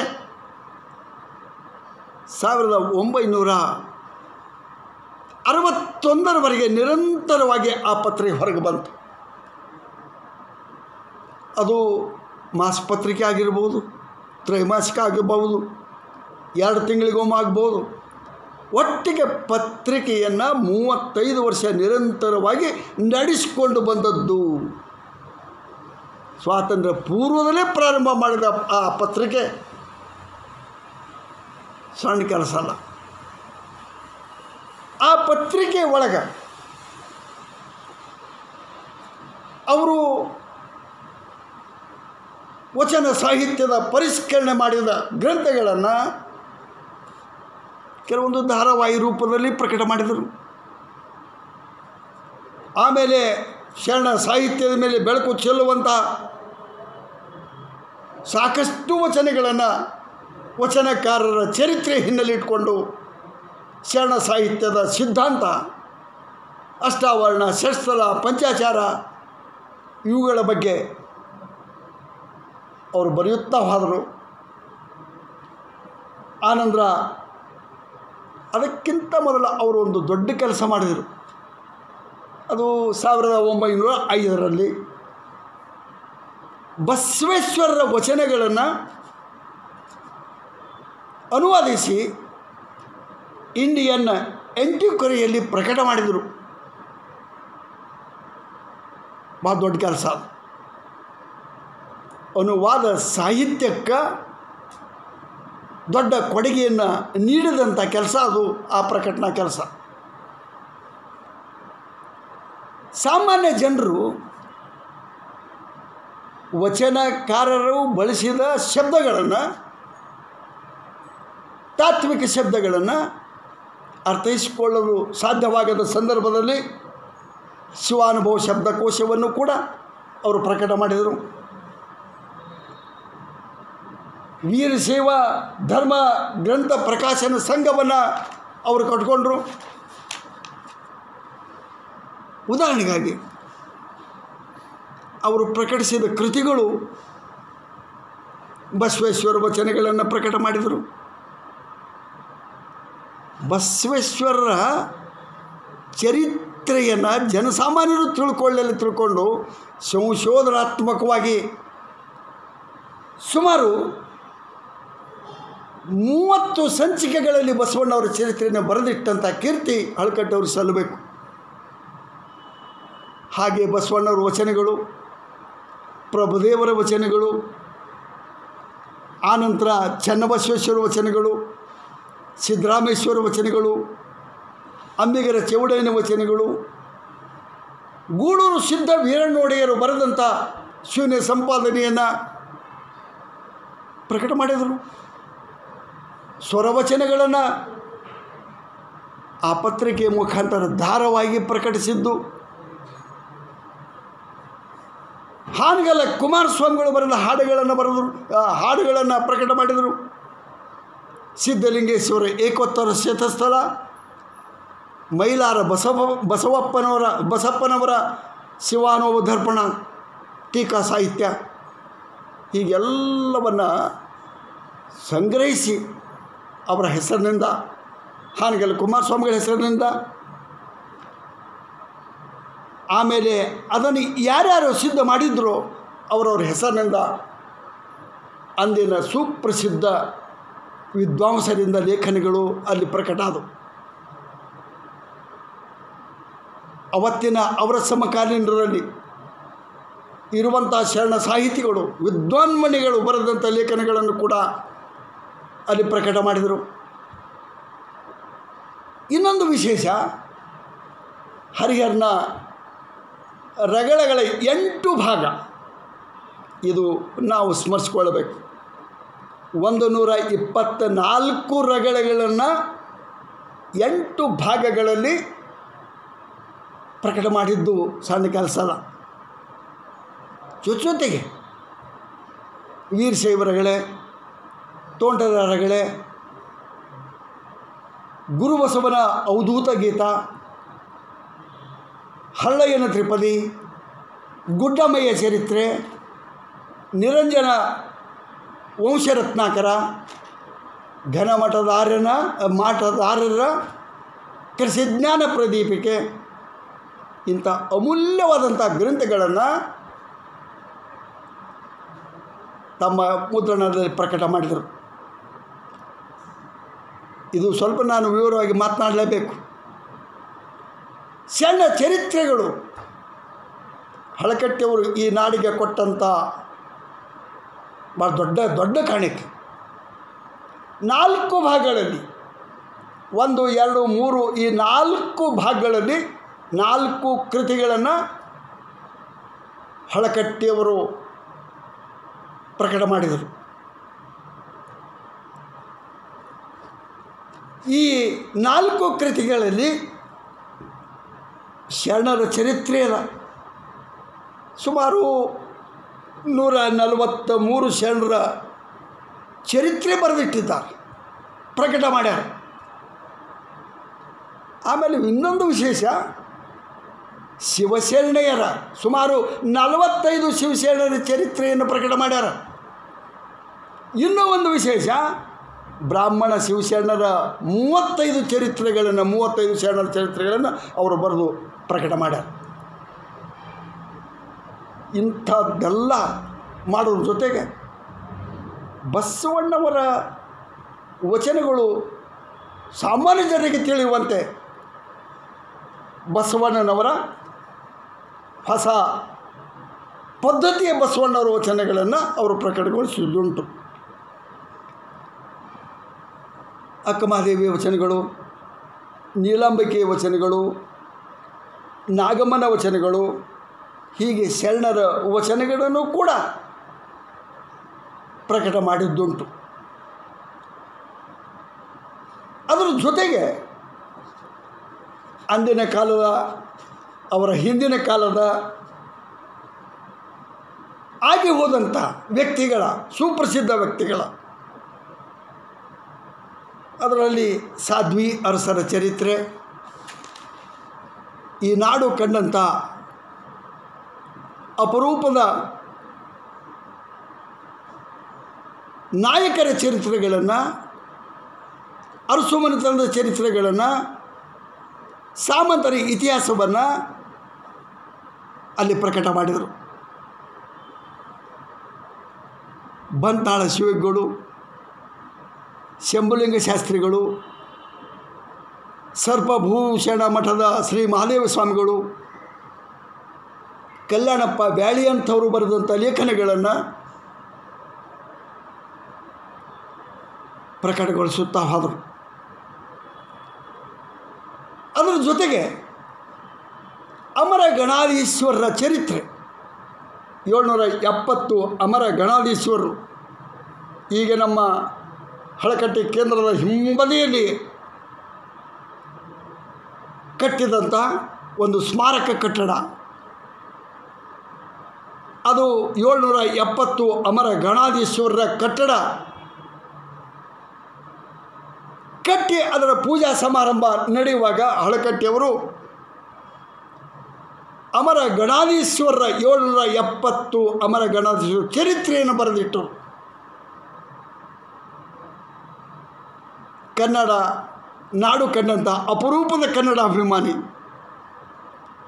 ಕನ್ನಡಕ್ಕಾಗಿಯೇ, ಕನ್ನಡ ಶಿಕ್ಷಣಕ್ಕಾಗಿಯೇ, ಪ್ರಾಥಮಿಕ ಶಾಲೆಗಾಗಿಯೇ ಡೆಪ್ಯೂಟಿ ಚನ್ನಬಸಪ್ಪನವರು ತಮ್ಮ ಇಡೀ ಬದುಕನ್ನು ಸಮರ್ಪಣೆ ಮಾಡಿಕೊಂಡವರು. ಅವರ ಚರಿತ್ರೆಯನ್ನು ಪ್ರಕಟ ಮಾಡಿದರು. ಉಳಿವಿಯ ಹೋರಾಟ ಇಂಥ ಗ್ರಂಥ.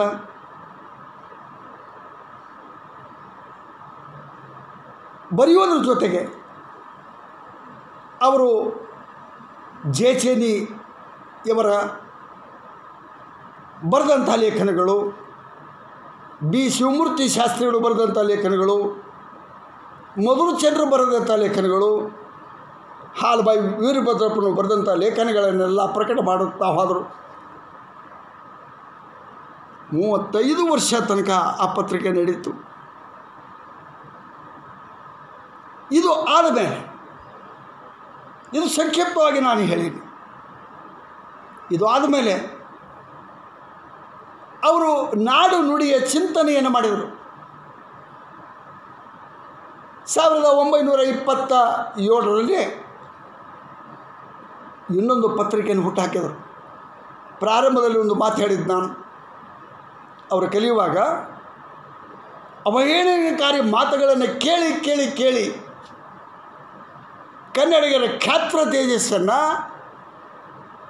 ಕನ್ನಡ ಸಾಹಿತ್ಯದ ಅಸ್ಮಿತೆಯನ್ನಾಗ ಜನರಿಗೆ ತಿಳಿಸ್ಕೊಡ್ಬೇಕು ಎನ್ನುವ ಆಲೋಚನೆ ಮಾಡಿದ್ರಲ್ಲ. ನವಕರ್ನಾಟಕ ಪತ್ರಿಕೆ 1927, 25 ವರ್ಷ ನಿರಂತರವಾಗಿ ನಡೆದಂಥ ಪತ್ರಿಕೆ ಅದು. ಅದರಲ್ಲಿ ನಾಡು ನುಡಿಯ ಸೇವೆ ಪವಿತ್ರ ಎಂದು ಪರಿಗಣಿಸಿದ ಹಳಕಟ್ಟಿಯವರು ಚಿಂತನೆ ಮಾಡಿದರು. ಕರ್ನಾಟಕದ ಜನರಿಗೆ ಕನ್ನಡದ ಬಗ್ಗೆ ಸ್ಫೂರ್ತಿಯನ್ನು, ಪ್ರೇರಣೆಯನ್ನು ನೀಡಲಿಕ್ಕೆ ಅವರು ಪ್ರಯತ್ನ ಮಾಡಿದರು. ಕರ್ನಾಟಕ ಏಕೀಕರಣ ಪರಿಷತ್ತನ್ನು ಸ್ಥಾಪಿಸಿ 1928ರಲ್ಲಿ 3ನೇ ಸಮ್ಮೇಳನದ ಅಧ್ಯಕ್ಷತೆಯನ್ನು ಅವರು ವಹಿಸಿ ಮಾತನಾಡಿದರು. ಆ ಪತ್ರಿಕೆ ರಾಜಕೀಯ, ಸಾಮಾಜಿಕ, ಕಾನೂನು, ಔದ್ಯೋಗಿಕ, ಶೈಕ್ಷಣಿಕ ಹೀಗೆ ಹಲವಾರು ನಿಟ್ಟಿನಲ್ಲಿ ಸಮರ್ಥವಾಗಿ ಆ 25 ವರ್ಷ ಪತ್ರಿಕೆ ನಡೆಯಿತು. ಅದರ ಜೊತೆಗೆ ರಾಜಕೀಯ ಕ್ಷೇತ್ರವನ್ನು ಅವರು ಸೇರಿದರು. 1920ರಲ್ಲಿ ಹಳಕಟ್ಟಿಯವರು ಮುಂಬೈ ವಿಧಾನ ಪರಿಷತ್ತಿನ ಸದಸ್ಯರು ಕೂಡ ಆದರು. ಆದರೆ ಮುಂದಿನ ಚುನಾವಣೆಯಲ್ಲಿ ಅವರು ನಿಲ್ಲಿಲ್ಲ. ಅವರ ಕಾರ್ಯಕ್ಷೇತ್ರ ಎಷ್ಟಿತ್ತು ನೀವು ಆಲೋಚನೆ ಮಾಡಿ. ಬಹುಶಃ 20ನೇ ಶತಮಾನದ ಯುಗ ಪುರುಷ ಯಾರಾದರೂ ಇದ್ದರೆ ಅದು ಫಕೀರಪ್ಪ ಹಳಕಟ್ಟಿಯವರು ಮಾತ್ರ. ಯಾಕಂದ್ರೆ ಯಾವ ಕ್ಷೇತ್ರವನ್ನು ಬಿಡಲಿಲ್ಲ. ಶೈಕ್ಷಣಿಕ ಕ್ಷೇತ್ರ ಬಿಡಲಿಲ್ಲ, ಆರ್ಥಿಕ ಕ್ಷೇತ್ರ ಬಿಡಲಿಲ್ಲ, ಬರಗಾಲ ನಿವಾರಣೆಗಾಗಿ ಬಿಡಲಿಲ್ಲ, ನಿವಾರಣೆಗಾಗಿ ಕೈಗೊಂಡ ಕಾರ್ಯಗಳನ್ನು ನಡೆಸಿಕೊಂಡು ಬಂದರು. ಸಂಘ ಸಂಸ್ಥೆಗಳನ್ನು ಕಟ್ಟಿದರು, ಬ್ಯಾಂಕ್ಗಳನ್ನು ಪ್ರಾರಂಭ ಮಾಡಿದರು, ಕೆರೆ ಕಟ್ಟೆ ಬಾವಿ ಕಟ್ಟುವ ಆಲೋಚನೆ ಬಂದು ಭೂತನಾಳಿನ ಕೆರೆಯನ್ನು ಕಟ್ಟಿದರು. ಅದರ ಜೊತೆಗೆ ಶಿವಾನುಭವ ಪತ್ರಿಕೆ ಮತ್ತು ನವಕರ್ನಾಟಕ ಪತ್ರಿಕೆಯನ್ನು ಸಮರ್ಥವಾಗಿ ನಡೆಸಿಕೊಂಡು ಬಂದರು. ಇಂಥ ವ್ಯಕ್ತಿ, ನಾನು ಅದಕ್ಕೆ ಹೇಳೋದು, ನನ್ನ ಭಾಗ್ಯ ಇದು. ನನ್ನ ಬದುಕಿನ ಕೊನೆಯ ಘಟ್ಟದಲ್ಲಿ ಹಳಕಟ್ಟಿಯವರ ಸೇವೆಯನ್ನು ಮಾಡುವಂಥ ಒಂದು ಅವಕಾಶ BLD ಸಂಸ್ಥೆಯವರು, MB ಪಾಟೀಲ್ ಸಾಹೇಬರು ವಿಶ್ವಾಸ ಬಿಟ್ಟು ಈ ಹಳಕಟ್ಟಿ ಸ್ಮಾರಕ ಭವನದ ಸಂಶೋಧನಾ ಕೇಂದ್ರದ ಕಾರ್ಯದರ್ಶಿಯನ್ನಾಗಿ ನೇಮಿಸಿದ್ದಾರೆ. ಅಂಥ ಶರಣನ ಸೇವೆಯನ್ನು ಮಾಡಲಿಕ್ಕೆ ಅನುಕೂಲ ಮಾಡಿಕೊಟ್ಟವರು ಸನ್ಮಾನ್ಯ MB ಪಾಟೀಲ್ ಸಾಹೇಬರವರು. ಹಳಕಟ್ಟಿ ಇಷ್ಟೆಲ್ಲ ನಾನು ವಿವರವಾಗಿ ಹಳಕಟ್ಟಿಯವರ ಸಾಧನೆಯನ್ನು ಹೇಳಿದೆ. ಹಳಕಟ್ಟಿಯವರ ಜೊತೆಗೆ ವಿಜಯಪುರವನ್ನು ಉದ್ಧಾರ ಅಂದಿನ ದಿನಮಾನಗಳಲ್ಲಿ 1880ರಿಂದ 1900 ಈ ಕಾಲಾವಧಿಯ 20 ವರ್ಷದ ಕಾಲಾವಧಿಯಲ್ಲಿ ಈ ನಾಡಿನೊಳಗೆ ಕನ್ನಡ ಹೋರಾಟಕ್ಕಾಗಿ, ಲಿಂಗಾಯತ ಧರ್ಮದ ಅಸ್ತಿತ್ವಕ್ಕಾಗಿ ಹಳಕಟ್ಟಿಯವರು ಸಮಕಾಲೀನರು ಎಷ್ಟು ಜನ ಹುಟ್ಟಿದರು.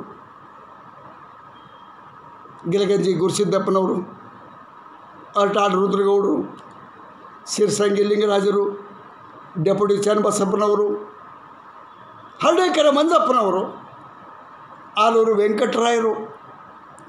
ವೆಂಕಟರಾಯರಂತೂ ಹಳಕಟ್ಟಿಯವರ ಜೊತೆಗೆ ಶಿಕ್ಷಣವನ್ನು ಪಡೆದುಕೊಂಡವರು ಸೆಂಟ್ ಜೇವಿಯರ್ ಕಾಲೇಜಿನಲ್ಲಿ. ಶಿವಗಳಲ್ಲಿ ಬಂತಾಳ ಶಿವಗಳು, ರುದ್ರಾಕ್ಷಿ ಮಠದ ಶಿವಬಸವ ಸ್ವಾಮಿಗಳು, ಬಾಲ್ಕಿಯ ಚನ್ನಬಸವ ಮಹಾಸ್ವಾಮಿಗಳು, ಹಾನಗಲ್ ಕುಮಾರಸ್ವಾಮಿಗಳು, ಇಲಕಲ್ ಮಹಾಸ್ವಾಮಿಗಳು, ತೋಂಟದಾರ ಶ್ರೀಗಳು, ಬಬಲೇಶ್ವರ ಶಾಂತವೀರ ಮಹಾಸ್ವಾಮಿಗಳು, ಅಥಣಿಯ ಶಿವಗಳು, ಮಲ್ಲಿಕಾರ್ಜುನ ಮಹಾಸ್ವಾಮಿಗಳು, ಹೀಗೆ ಇವರೆಲ್ಲರೂ ಕನ್ನಡ ಅಸ್ತಿತ್ವಕ್ಕಾಗಿ, ಲಿಂಗಾಯತ ಧರ್ಮದ ಅಸ್ಮಿತೆಗಾಗಿ ಹೋರಾಟ ಮಾಡಿದ ಮಹನೀಯರನ್ನು ಇವತ್ತು ನಾವು ನೆನಪಿಸಿಕೊಳ್ಳಲೇಬೇಕು. 1883ರಲ್ಲಿ ಧಾರವಾಡದಲ್ಲಿ ಲಿಂಗಾಯತ ವಿದ್ಯಾಭಿವೃದ್ಧಿ ಸಂಸ್ಥೆ ಪ್ರಾರಂಭವಾದದ್ದನ್ನು ನಾವು ನೆನಪಿಸಿಕೊಳ್ಳಬೇಕು. ಹಳಕಟ್ಟಿಯವರ ಜೊತೆಗೆ ಇವತ್ತಿನ ಆಧುನಿಕ ಬಿಜಾಪುರವನ್ನು ನಾವು ಈ ರೀತಿಯಾಗಿ ಕಾಣಬೇಕಾದ್ರೆ, ಪ್ರಾರಂಭದಲ್ಲಿ ಒಂದು ಮಾತು ಹೇಳೀನಿ, ಹಳಕಟ್ಟಿಯವರು ಎಲ್ಲಿ ಕೈ ಹೆಚ್ಚಾರ ಅವೆಲ್ಲ ಶತಮಾನವನ್ನು ಆಚರಣೆ ಮಾಡಿದಂಥ ಸಂಸ್ಥೆಗಳು. ಹಳಕಟ್ಟಿಯವರು ಬಿಜಾಪುರದವರಲ್ಲ, ಹುಟ್ಟಿ ಬೆಳೆದದ್ದು ಧಾರವಾಡದಲ್ಲಿ, ವಕೀಲಿ ವೃತ್ತಿಗಾಗಿ ಬಿಜಾಪುರಕ್ಕೆ ಬಂದು, ಅದೇ ರೀತಿಯಾಗಿ ಹರ್ಡೇಕರ ಮಂಜಪ್ಪನವರು ದೂರದ ಬನವಾಸಿಯವರು ತಮ್ಮ ಕಾರ್ಯಕ್ಷೇತ್ರವನ್ನಾಗಿ ಬಿಜಾಪುರದ ಆಲಮಟ್ಟಿಯನ್ನು ಆರಿಸಿಕೊಂಡರು. ಬಂತಾಳ ಶಿವಗಳು ಇದೇ ಜಿಲ್ಲೆಯವರಾದರು. ಹಳಕಟ್ಟಿಯವರು ಈ ನಾಡಿನ ಮಣ್ಣೊಳಗೆ ಲಿಂಗಾಯತ ಧರ್ಮದ ಬೀಜನ್ನು ಬಿತ್ತಿ ಹುಲುಸಾದ ಫಸಲನ್ನು ಬೆಳೆಯನ್ನು ಬೆಳೆದವರು. ಹರ್ಡೇಕರ ಮಂಜಪ್ಪನವರು ಈ ಮಣ್ಣೊಳಗೆ ರಾಷ್ಟ್ರ ಧರ್ಮ ಎಂಬ ಬಿರುದು ಪಡೆದುಕೊಂಡ ಹರ್ಡೇಕರ ಮಂಜಪ್ಪನವರು ಧರ್ಮದ ದೀಕ್ಷೆಯ, ರಾಷ್ಟ್ರ ಪ್ರೇಮದ ದೀಕ್ಷೆಯನ್ನು ಈ ನೆಲದಲ್ಲಿ ನೆಟ್ಟವರು. ಬಂತಾಳ ಶಿವಗಳು ಅವಿಭಜಿತ ಬಿಜಾಪುರ ಜಿಲ್ಲೆಯ ಶೈಕ್ಷಣಿಕ ಕ್ರಾಂತಿಯನ್ನು ಮಾಡಿ ಶೈಕ್ಷಣಿಕ ಕ್ರಾಂತಿಯ ಹರಿಕಾರ ಎಂಬ ಬಿರುದು ಪಡೆದುಕೊಂಡವರು. ಒಂದು ಪ್ರಸಂಗವನ್ನು ಹೇಳ್ತೇನೆ. ಹರ್ಡೇಕರ ಮಂಜಪ್ಪನವರು ಮಾಲಮಟ್ಟಿಯಲ್ಲಿ ವೀರಶೈವ ವಿದ್ಯಾಲಯ ಪ್ರಾರಂಭ ಆದಮೇಲೆ ಪ್ರಾರಂಭ ಮಾಡಿದವರು ಅವರೇ, ಅದರ ಮುಖ್ಯಸ್ಥರಾಗಿ, ಮುಖ್ಯ ಅಧಿಪತಿಗಳಾಗಿ ಬಂತಾಳ ಸ್ವಾಮಿಗಳನ್ನು ನೇಮಿಸಿದರು. ಉಪ ಅಧಿಪತಿಗಳನ್ನಾಗಿ ಫಕೀರಪ್ಪ ಹಳಕಟ್ಟಿಯವರು ನೇಮಿಸಿದರು. ತಾವು ಸಹಾಯಾಧಿಪತಿಗಳಾಗಿ ಕಾರ್ಯನಿರ್ವಹಿಸಿದರು. ಇನ್ನೊಂದು ವಿಶಿಷ್ಟವಾದಂಥದ್ದು ಸಂಗತಿ, ಹರ್ಡೇಕರ ಮಂಜಪ್ಪನವರು ಬಂತನಾಳ ಶಿವಗಳಿಗೆ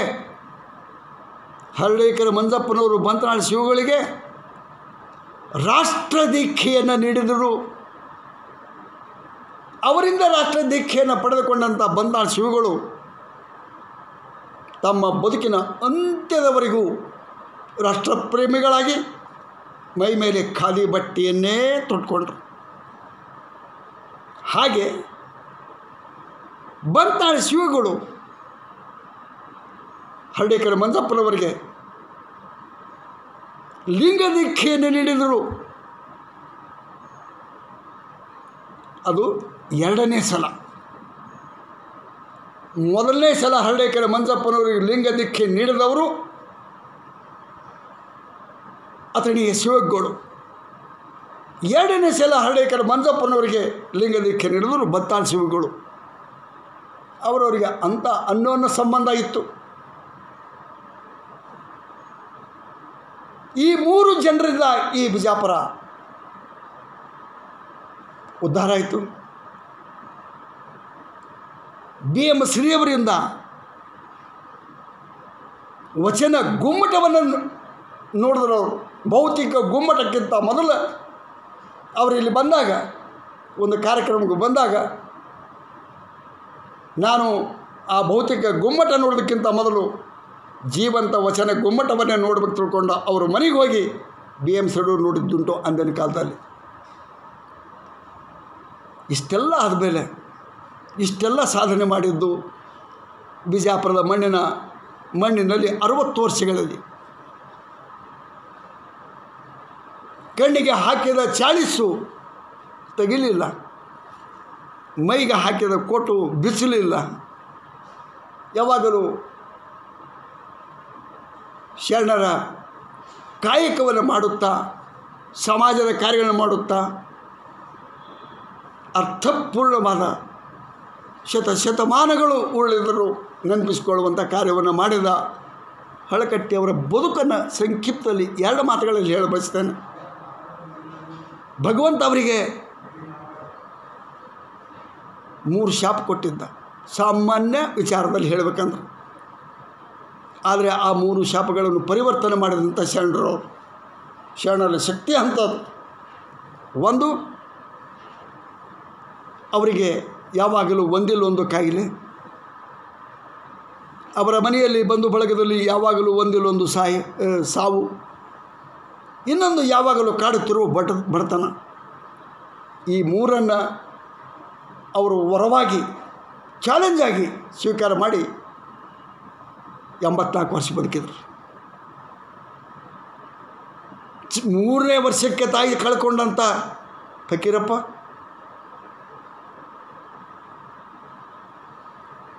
ತಮ್ಮ ಮಗ ಚಂದ್ರಶೇಖರ, ಕೈಗೆ ಬಂದ ಮಗ,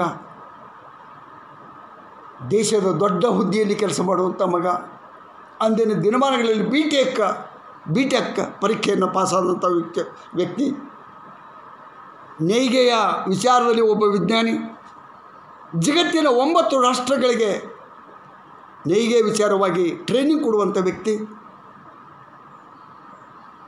ತನ್ನ 44ನೇ ವಯಸ್ಸಿಗೆ, ಚಿಕ್ಕ ವಯಸ್ಸಿಗೆ ಆಕಸ್ಮಿಕವಾಗಿ ತೀರ್ಕೊಂಡ. ದುಡಿಯುತ್ತಿರೋ ಮಗ, ತಂದೆಗೆ ಆಸರೆಯಾಗಿ, ಸಂಸಾರಕ್ಕೆ ಆಸರೆಯಾಗಿ ಇರಬೇಕಾದಂಥ ಮಗ ಕೈ ಬಿಟ್ಟು ಹೋದ. ದಿಲ್ಲಿಯಿಂದ ತಾರ್ ಬಂತು, ಟೆಲಿಗ್ರಾಮ್, ಹಳಕಟ್ಟಿಯವರೇ ನಿಮ್ಮ ಮಗ ಚಂದ್ರಶೇಖರ ತೀರ್ಕೊಂಡ. ಅವ್ರ ಬಾಯಿಂದ ಏನು ಮಾತು ಬಂತು? ಅಕಸ್ಮಾತ್ ನಾವು ಆ ಸ್ಥಳದಲ್ಲಿದ್ದರೆ ನಮ್ಮ ಬಾಯಿಂದ ಏನು ಬರ್ತಿತ್ತು? ಬಡ್ಕೊಂಡು ಅಳಿಸಿದ್ದೆವು. ಆದರೆ ಹಳಕಟ್ಟಿಯವರು ಎಂಥ ಸ್ಥಿತ ಪ್ರಜ್ಞಾವಸ್ಥೆಗೆ ಬಂದಿದ್ದರು ಅಂದರೆ, ಪ್ರಪಂಚ ಬಿಟ್ಟು ಹೋಗಲಿಲ್ಲ, ಪ್ರಪಂಚದಲ್ಲೇ ಇದ್ದರು.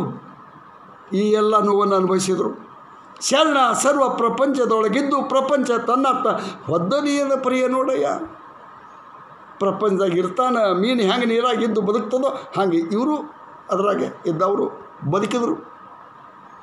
ಟೆಲಿಗ್ರಾಮ್ ನೋಡಿ ಶಿವ ಕೊಟ್ಟಿದ್ದ ತಗೊಂಡ.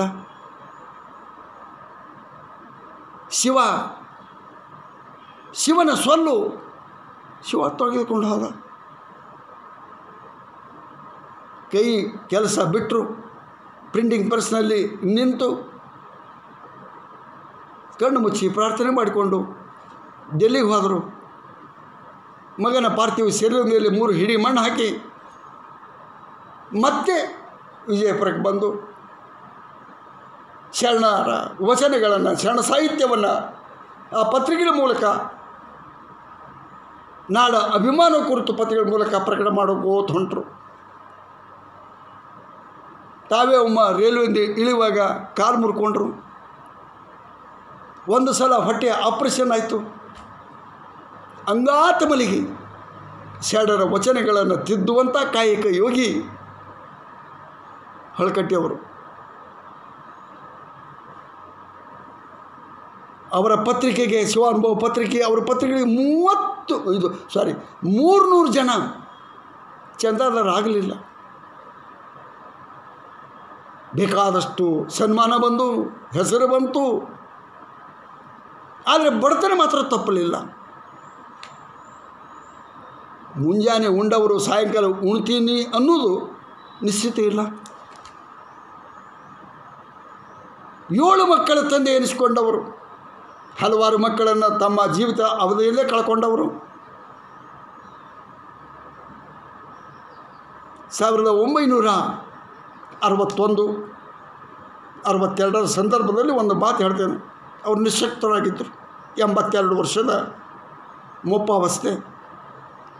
ಪ್ರೆಸ್ಸಿಗೆ ಬರ್ತಿರಲಿಲ್ಲ, ಮನೆಯಲ್ಲೇ ಮಲಗಿದ್ರು, ಅಲ್ಲೇ ವಿಶ್ರಾಂತಿ ತಗೋತಿದ್ದರು. ಒಂದು ದಿವಸ ಹಳಕಟ್ಟಿಯವರು ಪ್ರಿಂಟಿಂಗ್ ಪ್ರೆಸ್ ಬಂದರು. ಕೈಯಲ್ಲಿ ಒಂದು ಸೈಕಲ್ಲು. ಬಹುಶಃ ನನಗನ್ನಿಸ್ತದೆ ಸೈಕಲ್ ಮೇಲೆ ಅವರು ಕೂತಿದ್ದನ್ನು ಬಿಜಾಪುರದವರು ಯಾರೂ ನೋಡಿಲ್ಲ. ಆಸರೆಗಾಗಿ ಸೈಕಲನ್ನು ಕೈಯಲ್ಲಿ ಹಿಡಿತಿದ್ರು. ಅವರು ಸೈಕಲ್ ಹಿಡ್ಕೊಂಡು ಪ್ರೆಸ್ಸಿಗೆ ಬಂದರು.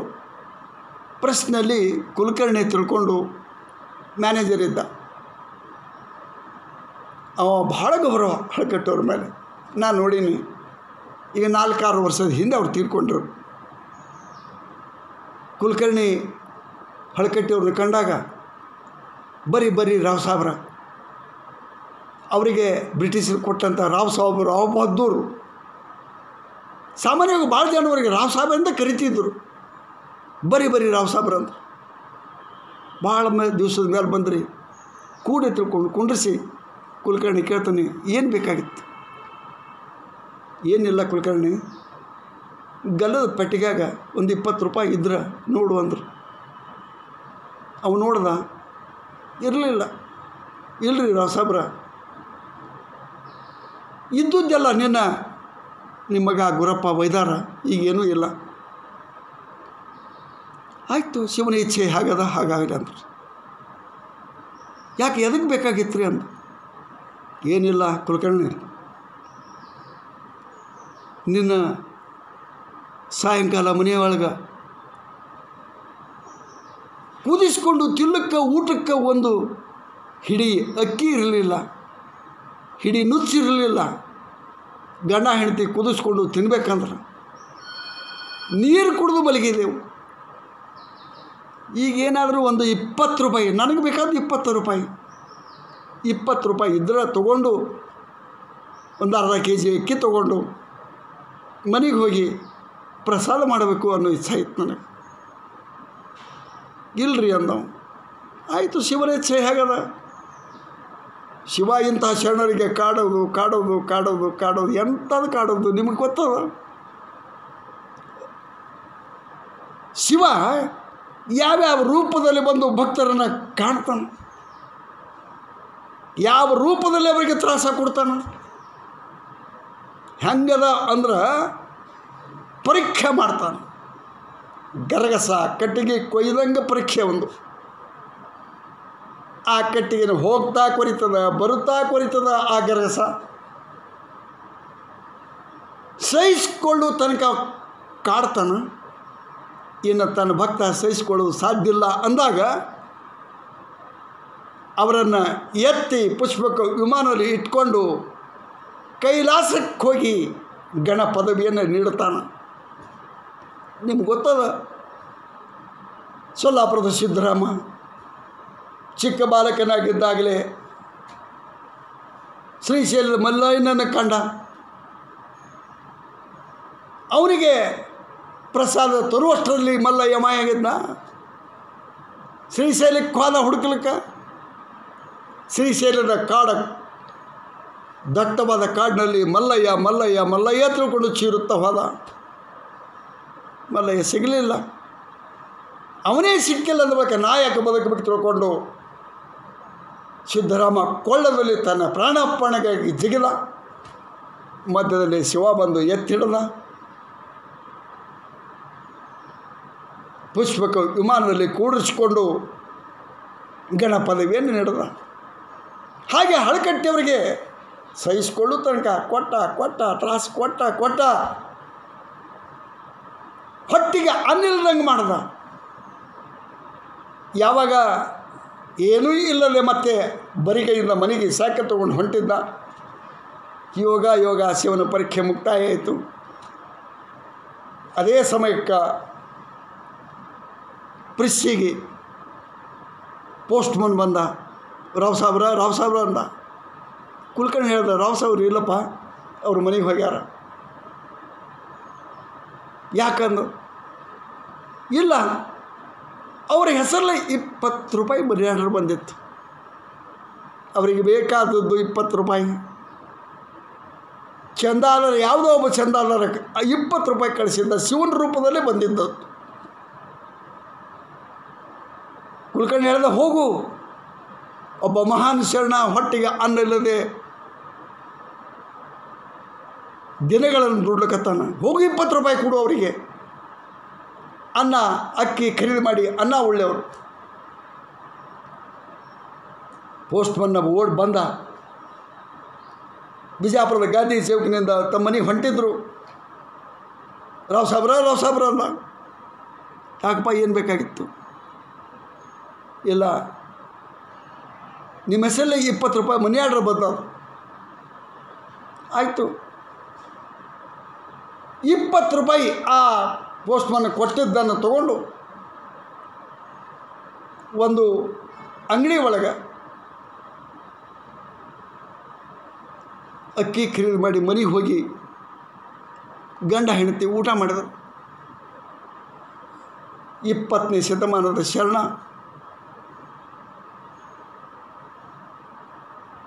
ಇಡೀ ಶರಣ ಸಾಹಿತ್ಯವನ್ನು ಬೆಳಕಿಗೆ ತಂದಂಥ ಮಹಾನ್ ಶರಣ ಹೊಟ್ಟೆಗಿಲ್ಲದೆ ಸಾಯುವಂಥ ಪ್ರಸಂಗ ನೋಡಿ ಕೇಳಿ ಆವಾಗಿನ ಕಾಲದ ಎಷ್ಟೋ ಜನ ಸ್ವಾಮಿಗಳು ಬೆಳಗಾವಿಯ ರುದ್ರಾಕ್ಷಿ ಮಠದ ಶಿವಬಸವ ಮಹಾಸ್ವಾಮಿಗಳು, ಬಬಲೇಶ್ವರದ ಶಾಂತಿವೀರ ಮಹಾಸ್ವಾಮಿಗಳು, ಬದನಾಳ್ ಸ್ವಾಮಿಗಳು, ಆನಂತರ ವಿಜಯಪುರದ ಮಲ್ಲಿಕಾರ್ಜುನ ಮಹಾಸ್ವಾಮಿಗಳು, ತೋಟದಾರ ಮಹಾಸ್ವಾಮಿಗಳು, ಇಲ್ಕೆಲ ಮಹಾಸ್ವಾಮಿಗಳು, ಬಾಲ್ಕಿ ಚನ್ನಬಸವ ಮಹಾಸ್ವಾಮಿಗಳು, ಹೀಗೆ ಸ್ವಾಮಿಗಳು ಎನಿಸ್ಕೊಂಡವರು ಎಲ್ಲರೂ ಅವರಿಗೆ ಆರ್ಥಿಕವಾಗಿ ಸಹಾಯ ಮಾಡಿದರು. ಜೋಳ ಕಾಳ ಕೊಟ್ಟರು, ಅವರಿಂದ ಸಹಾಯವನ್ನು ಪಡೆದುಕೊಂಡ್ರು. ಮಾಲಿಂಗಪ್ಪ ತಿಳ್ಕೊಂಡೊಬ್ಬರು ಅವರಿಂದ ಪ್ರಿಂಟಿಂಗ್ ಪ್ರೆಸ್ಸಿಗೆ ಹಾಳೆಯನ್ನು ಪಡೆದುಕೊಂಡರು. ಇವರ ಕಾರ್ಯವನ್ನು ಮೆಚ್ಚಿಕೊಂಡಂಥ ಕರ್ನಾಟಕ ವಿಶ್ವವಿದ್ಯಾಲಯ ಗೌರವ ಡಾಕ್ಟರೇಟ್ ಡಿಲಿಟ್ ಪದವಿ ಕೊಡ್ತು. ಅದೊಂದು ಪ್ರಸಂಗವನ್ನು ಹೇಳಿ ನಾನು ಮುಕ್ತಾಯ ಮಾಡ್ತಾನೆ. 1956ರಲ್ಲಿ ಇವರು ಗೌರವ ಡಾಕ್ಟರೇಟ್ ಪದವಿ ಕರ್ನಾಟಕ ವಿಶ್ವವಿದ್ಯಾಲಯ ನೀಡಿದಾಗ ಸ್ವೀಕಾರ ಮಾಡಲಿಕ್ಕೆ ಹೋಗಿದ್ದರು. ಅದೇ ಒಂದು ರುಮಾಲು, ಒಂದು ದೋತ್ರ, ಕಾಲಲ್ಲಿ ಕ್ಯಾನ್ವಸ್ ಬೂಟ, ಮೈ ಮೇಲೆ ಒಂದು ಕೋಟ, ಕನ್ನಡಕ್ಕೊಂದು ಚಾಳಿಸ, ಇದು ಅವರು ವೇಷಭೂಷಣ. ಪದವಿ ಪ್ರದಾನವಾಯಿತು, ಸ್ವೀಕಾರ ಮಾಡಿದರು. ಸಾಯಂಕಾಲ ಊಟದ ವ್ಯವಸ್ಥೆ. ಆವಾಗ ಕುಲಸಚಿವರಾದ ಸದಾಶಿವ ಒಡೆಯರವರು ಇವ್ರ ಹತ್ರ ಬಂದು, ಶರಣರ, ಇಲ್ಲಿ ಬಂದಂಥ ಗಣ್ಯಮಾನ್ಯರಿಗೆ ಭೋಜನ ಕೂಟ ಅದ, ತಾವು ಬರಬೇಕು ಎಂದು ವಿನಂತಿಸಿಕೊಂಡರು. ಹಳಕಟ್ಟಿಯವರು ಹೋದರು. ಎಲ್ಲ ಗಣ್ಯಮಾನ್ಯರು, ಚಾನ್ಸಲರು, ವೈಸ್ ಚಾನ್ಸಲರು, ದೊಡ್ಡ ದೊಡ್ಡ ವ್ಯಕ್ತಿಗಳೆಲ್ಲ ಊಟಕ್ಕೆ ಅಲ್ಲಿ ಕುಳಿತಿದ್ದರು. ಅವ್ರ ಜೊತೆಗೆ ಹಳಕಟ್ಟಿಯವರು ಹೋಗಿ ಕೊಡ್ತರು. ಅವ್ರ ಮಗ್ಲಲ್ಲೇ ಕುಳಿತಂಥ ಒಡೆಯರವರು ಒಂದು ಮಾತು ಹೇಳಿದರು, ಹಳಕಟ್ಟಿಯವರ ಶಿಷ್ಟಾಚಾರಕ್ಕಾಗಿ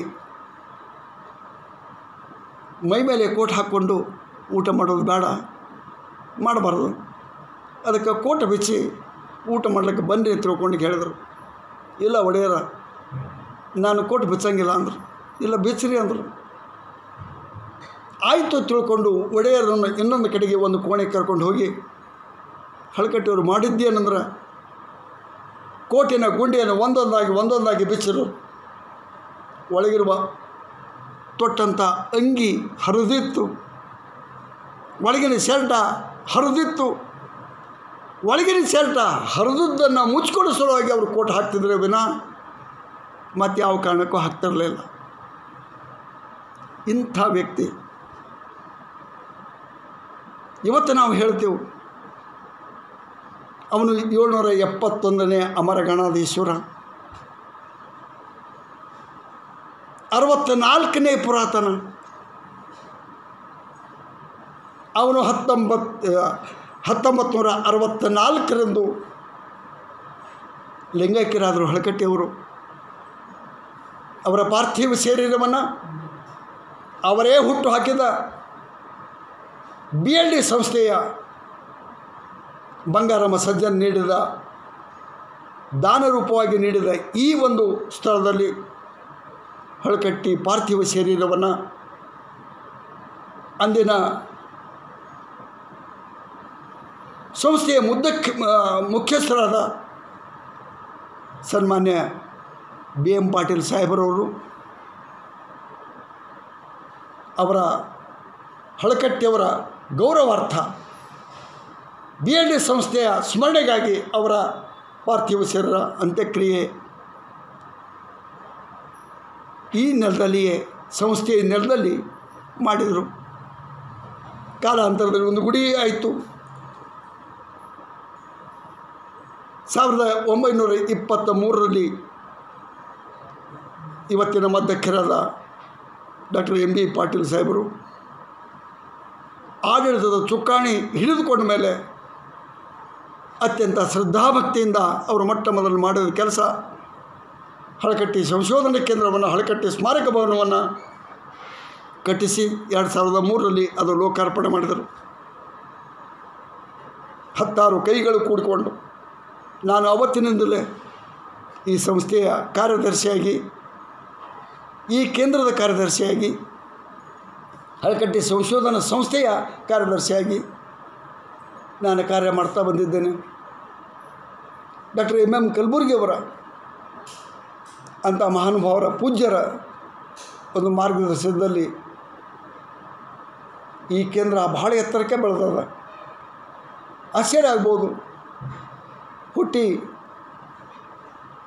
18 ವರ್ಷಗಳ ಕಾಲಾವಧಿಯಲ್ಲಿ 2015ರಲ್ಲಿ ಇದರ ಕಾರ್ಯಚಟುವಟಿಕೆಗಳನ್ನು ಗಮನಿಸಿದ ಕರ್ನಾಟಕ ಸರ್ಕಾರ 2015ರಲ್ಲಿ ಕನ್ನಡ ರಾಜ್ಯೋತ್ಸವ ಪ್ರಶಸ್ತಿ ನೀಡಿ ಇದನ್ನು ಗೌರವಿಸ್ಯದ.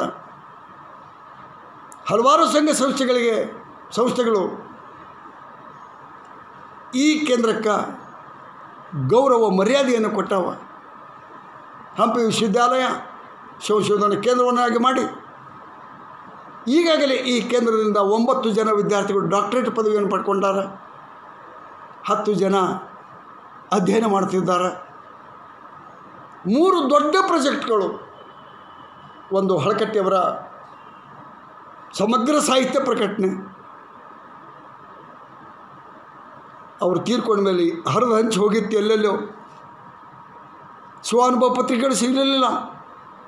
ಅಂಥ ಸಂದರ್ಭದಲ್ಲಿ ಕಲಬುರ್ಗಿಯವರು ಮಾರ್ಗದರ್ಶನ ಮಾಡಿ ನಾಗನೂರು ಮಠದಿಂದ ಸ್ವಾನುಭವ ಪತ್ರಗಳೆಲ್ಲ ಸಂಗ್ರಹಿಸಿ ಹಳಕಟ್ಟಿ ಸಮಗ್ರ ಸಾಹಿತ್ಯ ಸಂಪುಟಗಳನ್ನು ಪ್ರಕಟ ಮಾಡಿದ ಕೀರ್ತಿ ಕಲಬುರ್ಗಿಯವರ ನೇತೃತ್ವದ ಅವರ ಮಾರ್ಗದರ್ಶನದ ಈ ಕೇಂದ್ರಕ್ಕೆ ಸಲ್ಲಬೇಕು.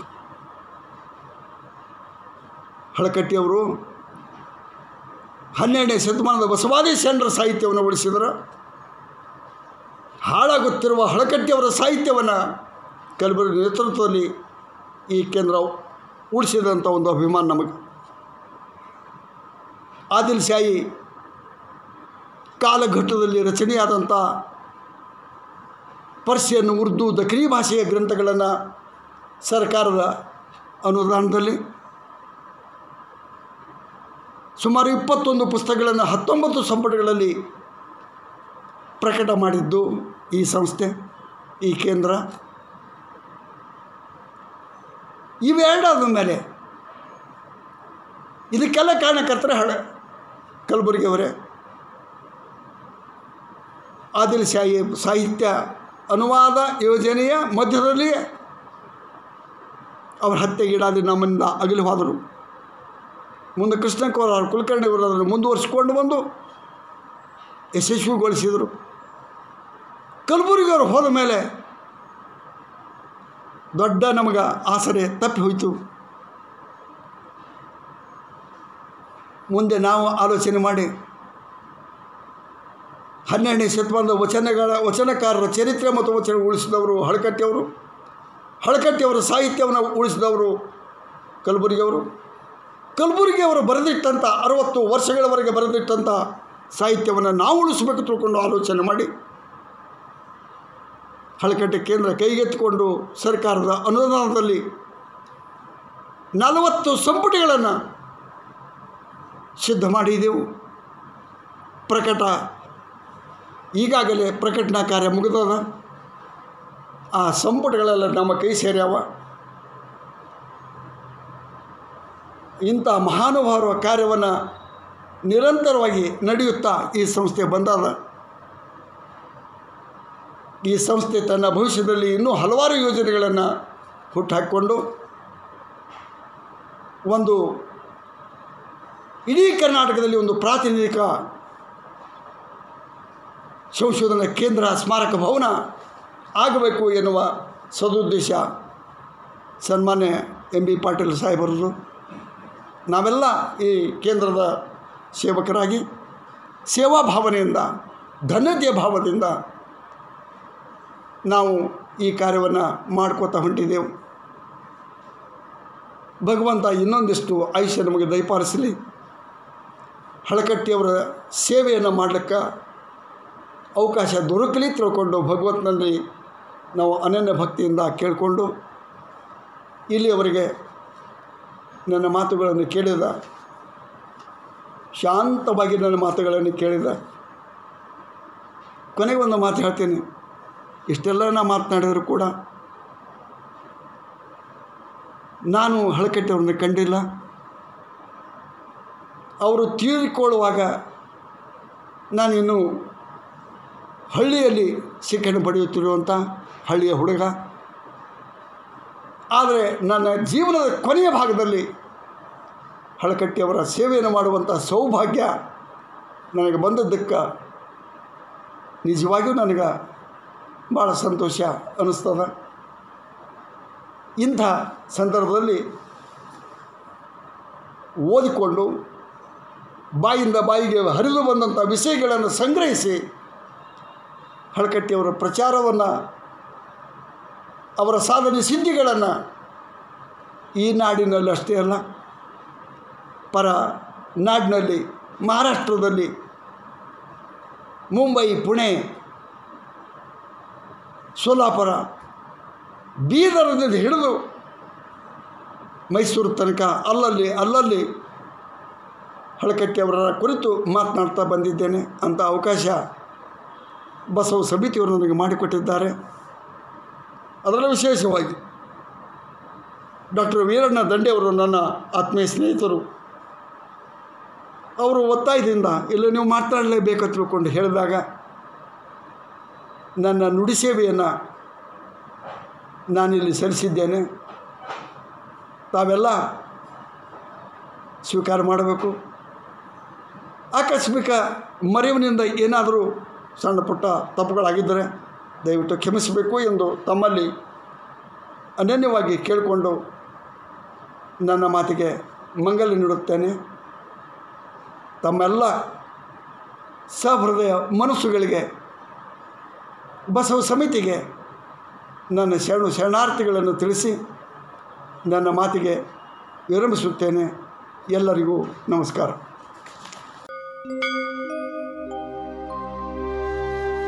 ಜ್ಯೋತಿ ಜಗವ ಬೆಳಗ್ಗೆ ಬಸವನ, ಜ್ಯೋತಿ ಜಗವ ಬೆಳಗ್ಗೆ ಬಸವನ, ಜ್ಯೋತಿ ಜಗವ ಬೆಳಗ್ಗೆ.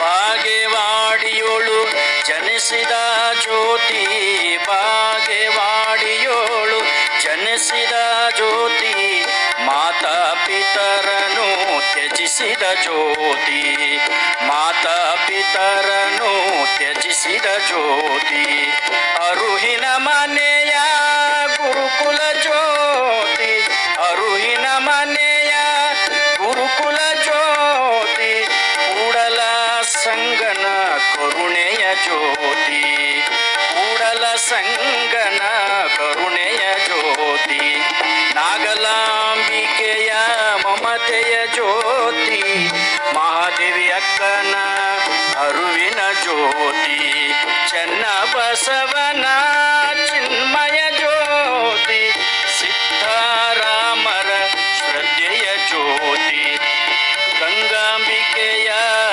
ಕಂಗಳ ಜ್ಯೋತಿ, ನೀಲಾಂಬಿಕೆಯ ನಿರ್ಮಲ ಜ್ಯೋತಿ, ಬಲದೇವರ ಸರ ಒಲವಿನ ಜ್ಯೋತಿ, ಬಿಜ್ಜಳ ರಾಜನ ಬಲಗೈ ಜ್ಯೋತಿ, ಅಲ್ಲಮ ಪ್ರಭುಗಳ ಪ್ರೀತಿಯ ಜ್ಯೋತಿ, ಶರಣ ಶರಣೆಯರ ಮಂಗಲ ಜ್ಯೋತಿ, ಕಲ್ಯಾಣಪುರದ ಕ್ರಾಂತಿಯ ಜ್ಯೋತಿ, ಸಮತೆಯ ಸಾರಿದ ಶಾಂತಿಯ ಜ್ಯೋತಿ, ಕಾಯಕ ಮಹಿಮೆಯ ಕಲಿಸಿದ ಜ್ಯೋತಿ, ಆಯಕೆ ಮಿತಿಯನ್ನು ಹಾಕಿದ ಜ್ಯೋತಿ, ಮೂಢ ರೂಢಿಗಳ ಅಳಿಸಿದ ಜ್ಯೋತಿ, ಕೂಡಲ ಸಂಗನ ಕೂಡಿದ ಜ್ಯೋತಿ, ಜ್ಯೋತಿ ಜಗವ ಬೆಳಗೆ ಬಸವನ, ಜ್ಯೋತಿ ಜಗವ ಬೆಳಗೆ ಬಸವನ, ಜ್ಯೋತಿ ಜಗವ ಬೆಳಗೆ, ಜ್ಯೋತಿ ಜಗವ ಬೆಳಗೆ, ಜ್ಯೋತಿ ಜಗವ ಬೆಳಗೆ. ಜಯ ಗುರು ಬಸವೇಶ ಶರಣು ಶರಣಾರ್ಥಿ, ಶರಣ ಸತಿ ಲಿಂಗಪತಿ ಶರಣು ಶರಣಾರ್ಥಿ, ವಿಶ್ವಕ್ಕೆ ಕಲ್ಯಾಣವಾಗಲಿ, ಸಕಲ ಜೀವಾತ್ಮರಿಗೆ ಲೇಸಾಗಲಿ, ಶ್ರೀ ಗುರು ಬಸವಲಿಂಗಾಯ ನಮಃ, ಶ್ರೀ ಗುರು ಬಸವಲಿಂಗಾಯ ನಮಃ, ಶ್ರೀ ಗುರು ಬಸವಲಿಂಗಾಯ ನಮಃ. ಎಲ್ಲರಿಗೂ ಶರಣು ಶರಣಾರ್ಥಿ.